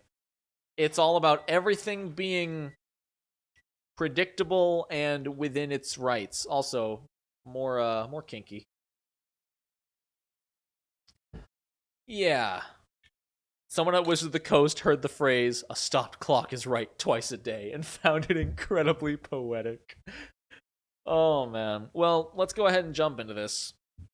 Let's scroll on down. So they have spells such as Protection from Good and Evil, Aid, Dispel Magic, Greater Restoration, Wall of Force. And so, they have some flavorful manifestations of order, which is just what appears on you, which, again, are not super meaningful to how you work. The hands of a clock spin in your eyes. That's really cool, but it has nothing to do with the actual bloodline itself. First level feature, Restore Balance. Your connection to the plane of absolute order allows you to equalize chaotic moments. When a creature you can see within 60 feet is about to roll d20 with advantage or disadvantage, you can prevent it. If an enemy is rolling at advantage, you can say, no, you roll normally. If your ally is about to roll at disadvantage, you can say, no, you roll normally. You can do that as many times as your proficiency bonus. It is honestly sludgy. It is literally the opposite of wild magic. You know what grinds my gears? Chaos wizards. Like, it kind of makes sense, but I think it could have been named something better, Like the Balance Bloodline or the Order Bloodline or something like that. It would have been too close to a cleric domain, but that's all this is. It's all about, it is huge. I'm not saying it's a bad bloodline, Trans Gamer Girl. I'm just saying calling it Clockwork Soul is incredibly misleading and just a bad name for it. Bastion of Law, you can tap into the grand equation of existence to imbue a creature with a shimmering shield of order. You can expend 1 to 5 sorcery points to give them that same number of wards, and when they are hit by an attack and take damage, they can spend any of those wards, roll them as 1d8 each, and reduce that much damage. This is huge. It's a lore thing. That's what I've heard, the Modrons. Yeah, my friends mentioned that. I don't know D&D lore that much, but it's still... Child of Mechonis would have been kind of cool.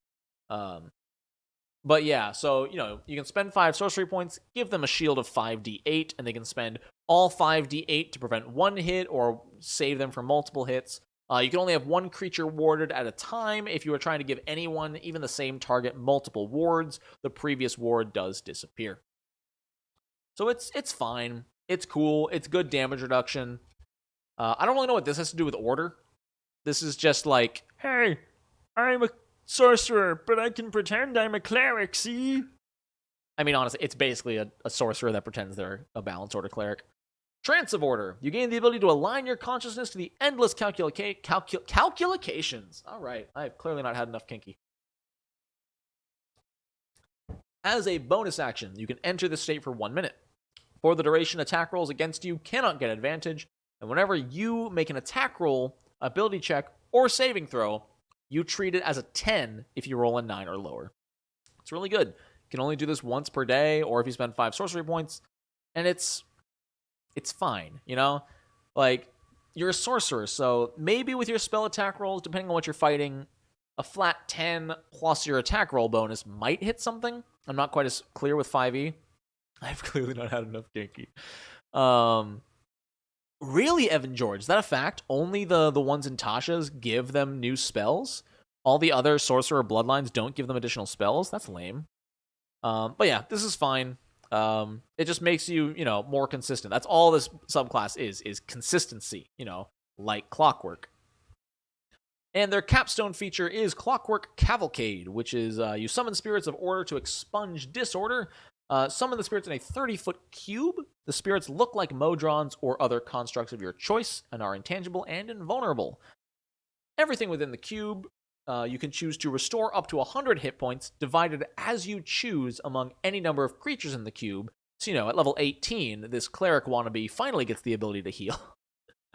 A sorcerer that pretends they're a cleric? Do you mean an orc? Touché. Very hard touché. I will drink to that. Well done. That makes... Any damaged objects entirely in the cube are repaired instantly, and every spell of 6th level or lower ends on creatures of your choice. So, if your enemies have 6th level or lower buffs on, you can cancel those. If there are debuffs on your allies, you can cancel those. It's really good. It's solid. It's a huge heal. You can do it at most 4 times a day. No, 3 times a day. It's fine. It's cool. I don't like the Clockwork Order. I think it's boring. I don't like balance. I don't know. Nothing about it is that exciting to me. You don't get to use advantage. Here you go. You don't have to use disadvantage. Here you go. I will reduce your damage. This is cool. This is the coolest part, and it's the one that makes the least sense. Sorcerer subclass expand the spell list, but this gives spells known. Okay. Yeah. It's fine. I'm not a big fan, but it's fine. All right, y'all. We got 2 classes left. Warlock and Wizard. Let's do this. The Warlock. New spells. I don't have time to go over them. Pact of the Talisman is good. Like micro manipulation of time. I don't think it doesn't feel like time, trans gamer girl. Like it's not time, it's balance. It's not like you're rewinding or slowing down their attack to make it more advantageous or less advantageous. It's just the explanation is hard and it's not really there, and I don't quite get it. They love the idea of time, but they don't play with it at all. It's all just balance. Wizard's really cool. So like I said, I've seen these. So Pact of the Talisman, if you ever fail an ability check, you can roll a d4 and add it to the roll, potentially turning it into a success. You can do this a number of times, equal to your proficiency bonus, and they are restored when you finish a long rest. What's cool about the Pact of the Talisman is that you can give it to allies. The Warlock is not the only person who can wear the talisman from their pact. If you note it, the wearer fails an ability check, meaning that what would be kind of cool is if you have a Warlock with the Pact of the Talisman, you can have someone steal it and use its powers. Now, it only takes an hour to make a replacement talisman, so honestly, unless they steal it while the Warlock is sleeping, they're not going to get much use out of it. But it's still kind of cool. Instantly repairs an object? That's a bit of a stretch, because to me, it's less like, oh, rewind time, but to me, it's more like the Modrons are just repairing the object in the cube. You know, the spectral Modrons you're summoning are performing the repairs, not rewinding time. But that's just me. You know, yeah. I'm too tipsy to construct a counter argument, but I hope what I'm saying, your viewpoint of it is equally as valid as mine. I know this is late, but with the Beastmaster Ranger, you don't get nothing at level 7. They eroded it where the beast attack become magical. Okay, all right, nice. Balanced Soul isn't bad. I don't mind Balanced Soul, but I know they also wanted to integrate the Modrons. I know that was their whole thing, is they wanted to integrate the lore with the Clockwork Soul, so it was tough. Also, with the Beastmaster, when you make an attack action, yeah, so you can have them. You can attack 5 times a turn. Jeez. But yeah, the Pact of the Talisman is fine. It's cool. Getting to add a D4 to ability checks is neat. It's like a fancy guidance. Eldritch Versatility, relearn cantrips, relearn pact boons, which is weird that you can change your pact boon. That's kind of weird. And then Mystic Arcanum can be swapped with another Warlock spell. All right. Then at level 12, that's right, these aren't in order. Bond of the Talisman at level 7. Okay, sorry. These are horribly ordered. I'm going to try to go in as best order as I can. At level 1, Pact of the Talisman also gets Rebuke of the Talisman. When the wearer of your talisman is hit by an attacker, you can use your reaction to deal psychic damage to the attacker equal to your proficiency bonus and push it 10 feet. This is kind of crazy. It's not a lot of damage. At level 1, it's going to be 2 damage, but pushing them 10 feet is kind of great. Now, if this were Pathfinder, that would mean a whole lot more. In 5e, it's not bad. But hey, it's control. It's battlefield control, which is nice. It's fun, and you just get that at level 1. You give this to your fighter, they can become super versatile and start having spike damage. At level 7, they get Protection of the Talisman, where the wearer of your talisman fails a saving throw. They can add D4 to the roll. So it's the same as the initial thing for ability checks, but now it works on saving throws. But they're separate effects, so you can use them separately, and they don't consume each other, which is nice. Fusro Da is a reaction, basically. Warlock, Pact of the Chain, Pact of the Tome. At 5th level, Pact of the Tome gets Far Scribe. With your permission, a creature can use its action to write its name on a page in your Book of Shadows. You can cast the Sending spell without using a spell slot.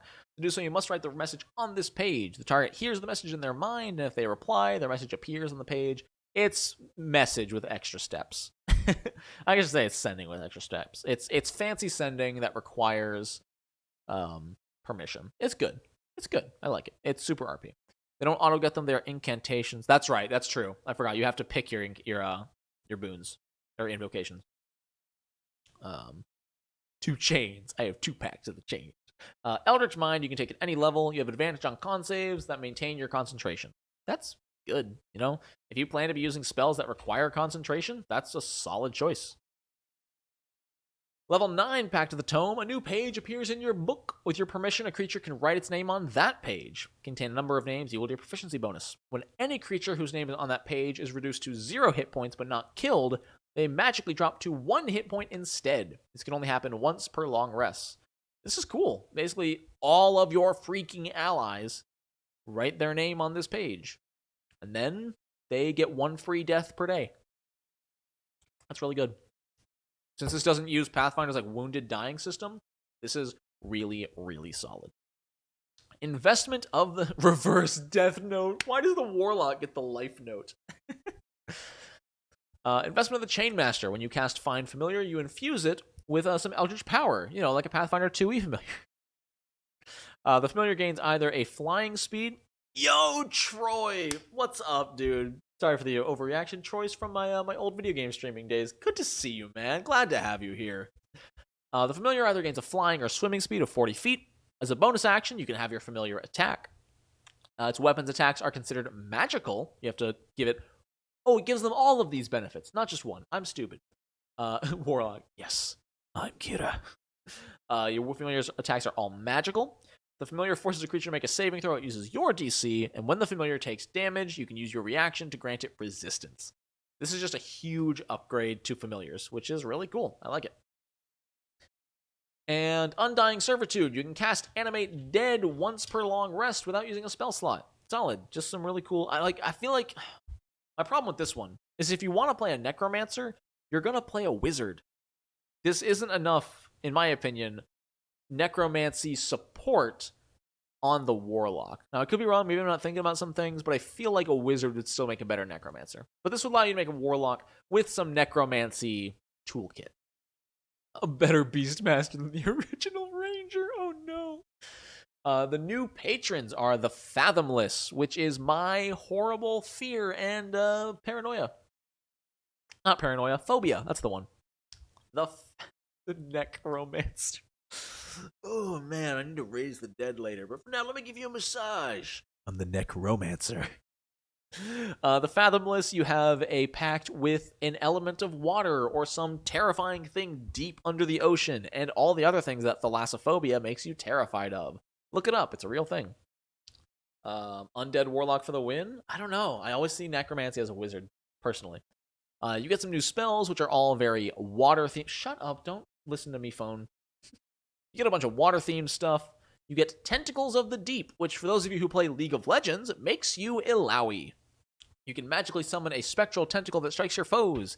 As a bonus action, you create a 10-foot long tentacle within 60 feet of you. The tentacle lasts for 1 minute. When you create it, you can make a melee spell attack against one creature within 10 feet, and if it hits, it deals 1d8 cold damage. Downside of this is it doesn't add any kind of modifier. It's just a flat d8. Once you're level 10, these tentacles deal 2d8.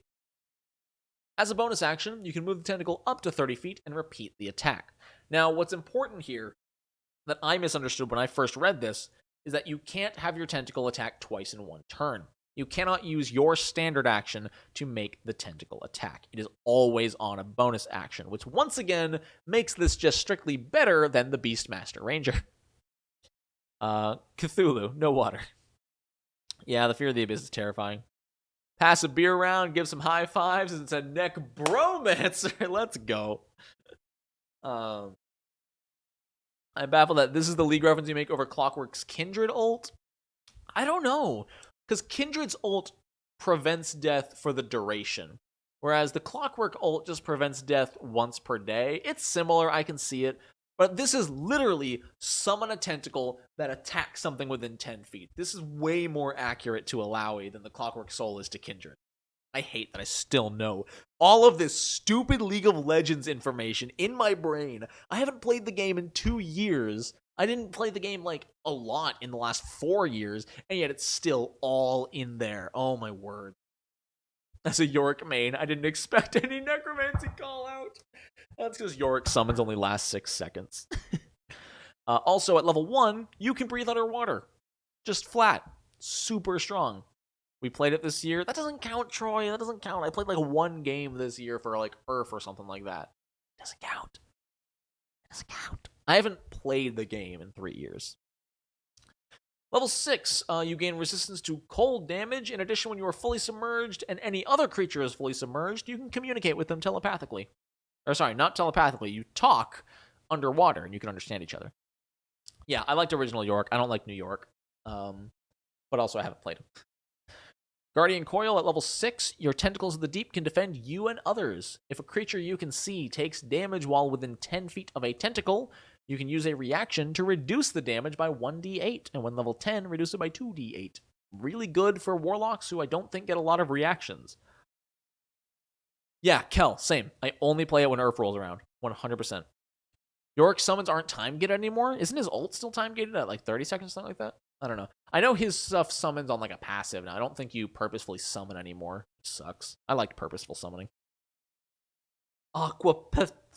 Okay, maybe. It actually works more than I thought. Missed a trick not calling this Cthulhu patron subclass. It's hard because this isn't necessarily Cthulhu. Yeah, it uses tentacles, but it's much more about water, whereas Cthulhu is very much about insanity. Yeah, Cthulhu lives in the ocean and has tentacles, But Cthulhu doesn't use the element of water hardly at all. Cthulhu is much more mental, about insanity and driving people to the brink. You learn the spell Ivar's Black Tentacles. It counts as a Warlock spell. It doesn't count amounts to the number spell you know. That was gibberish that I just spewed. Yeah, like a Kraken. Oh, it is manually. I haven't played League in forever. I can pretend I know all I want. I'm glad I don't know. You can cast it once without a spell slot. Whenever you cast this spell, your patron's magic bolsters you, granting you temporary hit points equal to your Warlock level. Not amazing, but hey, that's 10 temporary hit points. No, you're good, Ian. You're totally good. Don't worry about it. I've played too much League. I might as well put the knowledge somewhere. You can magically open temporary conduits to watery destinations. In other words, you become Tom Kench.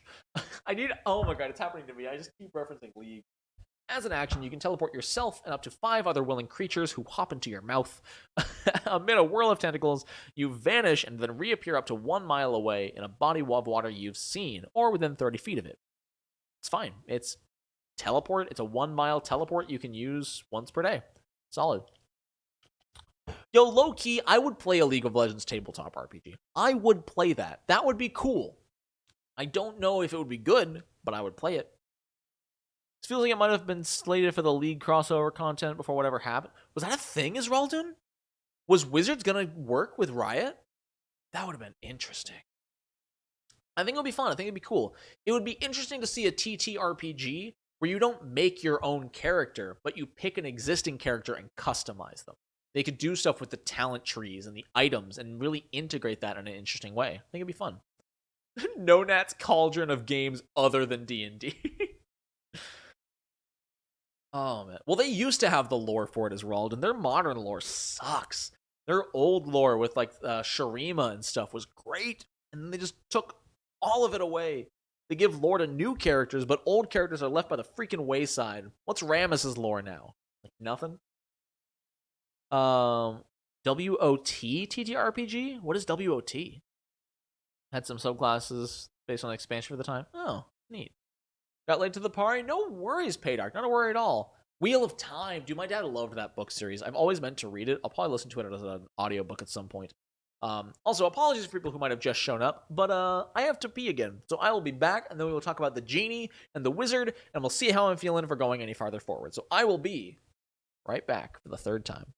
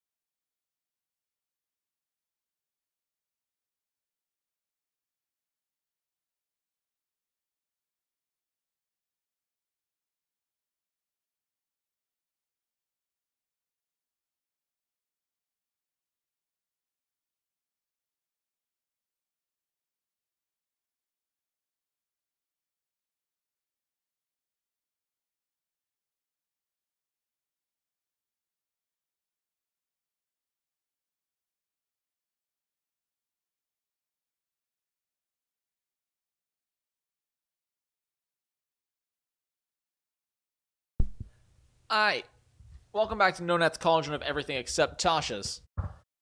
We're moving on to the Warlock Genie, which I believe is basically the Warlock who wishes they were a Sorcerer, if I remember correctly. But let's see.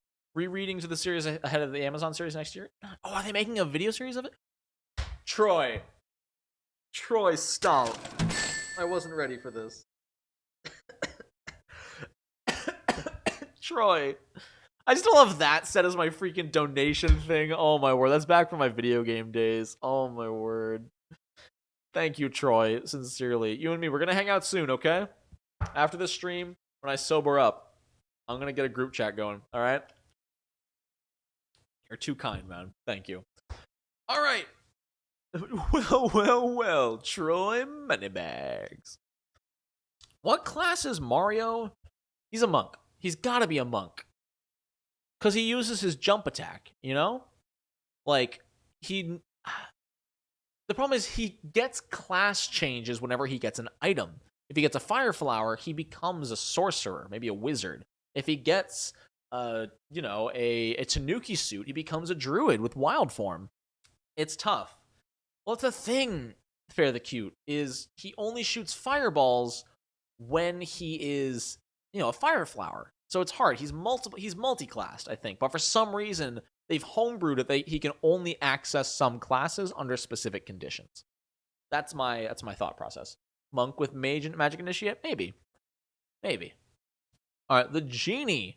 You've made a pact with some kind of elemental genie. Depending on the genie you pick, your element changes and you get different benefits. Sort of like a sorcerer bloodline. He's the RNG character. Roll a d20. That's your class for the day. That would be interesting. They get additional spells. All of them get the genie spells. Depending on your element, you get different ones. Thunder Wave, Scorching Ray. The elemental spells that work with the element of your genie. Now, at first level, you get a tiny object that is your spellcasting focus. That's it. You can choose or you can make whatever. It's typically something with a hollow inside, like an urn or a lamp. Something like a genie would live in. He's got magic item roulette linked to several classes. Developer question. How do y'all feel about ability scores? I know big numbers are fun, but if it's the modifier that matters.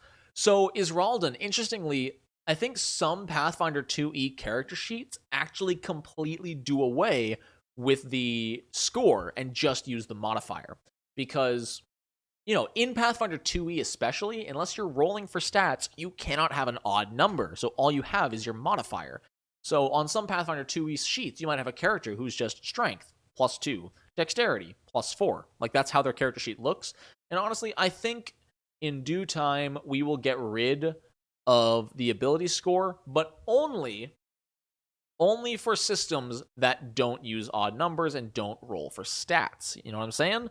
Like, in D&D 5e, I feel like most people roll for stats, which means you'll get odd numbers, which means those modifiers are important.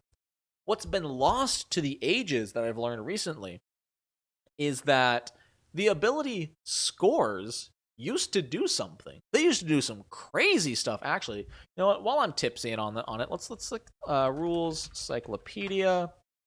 Let me show you what I'm talking about. So this is the rules cyclopedia from the D&D Black Box set in 1991. I talked about this in my most recent video. You should go check it out if you haven't. It's on random encounter tables. They're cool. But if we scroll down to, let me see, where is attacking? The attack roll. 105. If we scroll down to 105, you scroll down past all the matrices and Thaco charts, which are beautiful. Oh, shoot, maybe, yeah, here it is. Something that we'd have is the fighter combat option. Smash. The smash attack was power attack on steroids. If we scroll way in here and we look, let's see, with the smash maneuver, the character takes a -5 penalty to hit, but adds his entire strength score to the amount of damage he normally does with the attack. So this is power attacks. You have a -5 to hit to potentially deal like 16 bonus damage. And any fighter can do this. Now, only fighters can do this, but any fighter, unless I'm missing a rule somewhere, can take the smash action and have a super inaccurate thing and just slam. You might only attack for 1d6, but if you hit that smash, you're doing 1d6 plus 16. It's so cool. I love that. Hulk smash. Yeah, a little overtuned for sure. That's going to one-shot anything less than level 5, but man, that's so cool. Moving on. Bottled Respite at level 1 means you can hide inside your spellcasting focus. Basically, you're a genie. You can hide in your lamp. Inside your lamp, similar to the magic of a bag of holding, is a 20 by 20 chamber. You can it's furnished, it's comfortable, you can live in there. This just makes you a genie. This Warlock subclass is just, you're a genie now. You exit now you can only hide in there equal to twice your proficiency bonus in hours. So as you level up, you can do it more and more, but it's cool. Williams or Smith? Williams. Smith is not the genie. Sorry. I haven't seen it, but I've heard the music, and I'm not impressed by the IRL Aladdin. Yep. Though it could be fun to play a duo of like a rogue and a genie warlock. Have Aladdin and the genie as a duo. That'd be fun. Starts at 4 hours, ends at 12 hours. Okay, so you can sleep in it, basically. You can get your long rest in it. Any objects left in the vessel remain there until removed, and if it is destroyed, everything is removed. It's basically a bag of holding, but a house. And also at level 1, you get Genie's... Level 1 or level 3? Level 1. Also at level 1, you get Genie's Wrath. Once during each of your turns, when you hit with an attack roll, you deal extra damage equal to your proficiency bonus. Pretty solid. The damage is the element of your Genie. Your vessel's armor class is equal to your spell save, and its hit points are equal to your level plus proficiency. So it is pretty fragile, not gonna lie. But if it's destroyed, you can spend an hour and get a new one. I dream of Genie. Alright, Elemental Gift. You begin taking on the characteristics of your patron Genie. You have resistance to your Genie's damage type, which you can, I should have mentioned, you can pick the Tao, which is a physical Genie. It's not elemental, it's just physical. You can get some unique stuff there. As a bonus action, you can fly for 10 minutes. A number of times equal to your proficiency modifier. Tasha's, we get it. You like flying. I think we get it.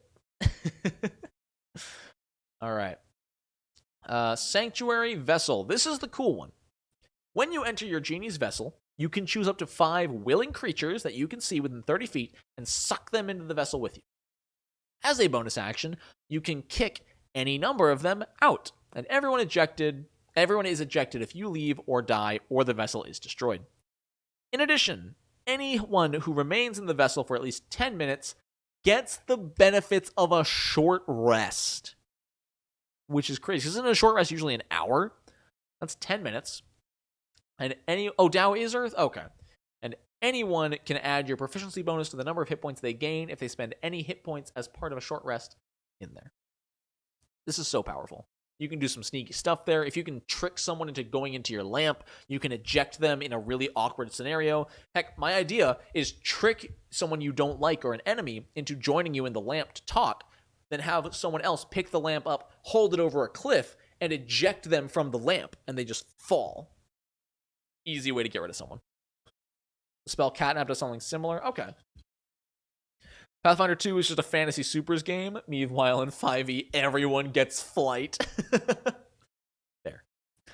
And at level 14, you get Limited Wish. You entreat your patron to grant you a small wish. As an action, you can speak your desire to your Genie's vessel, requesting the effect of one it's weaker wish. You can do this once per 1d4 long rest. So you get basically weak level 6 wish at level 14, and you can use it once every 1d4 days. It's fine.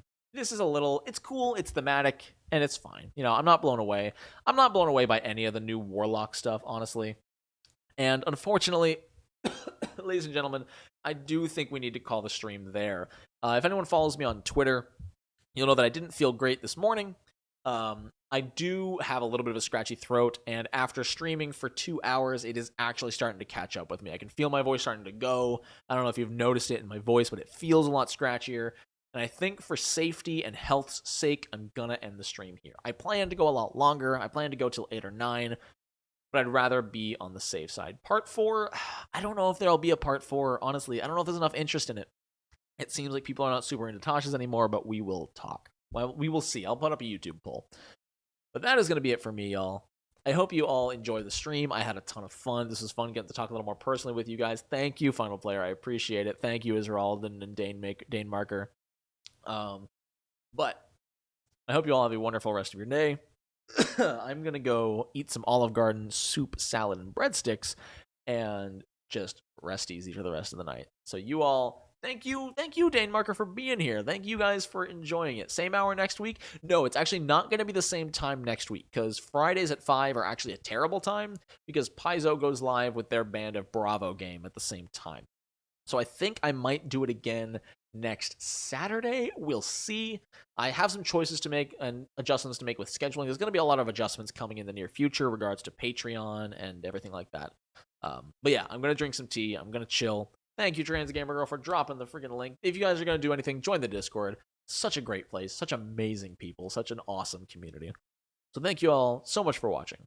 I hope you have a wonderful rest of your day. And until next time, Nonat once.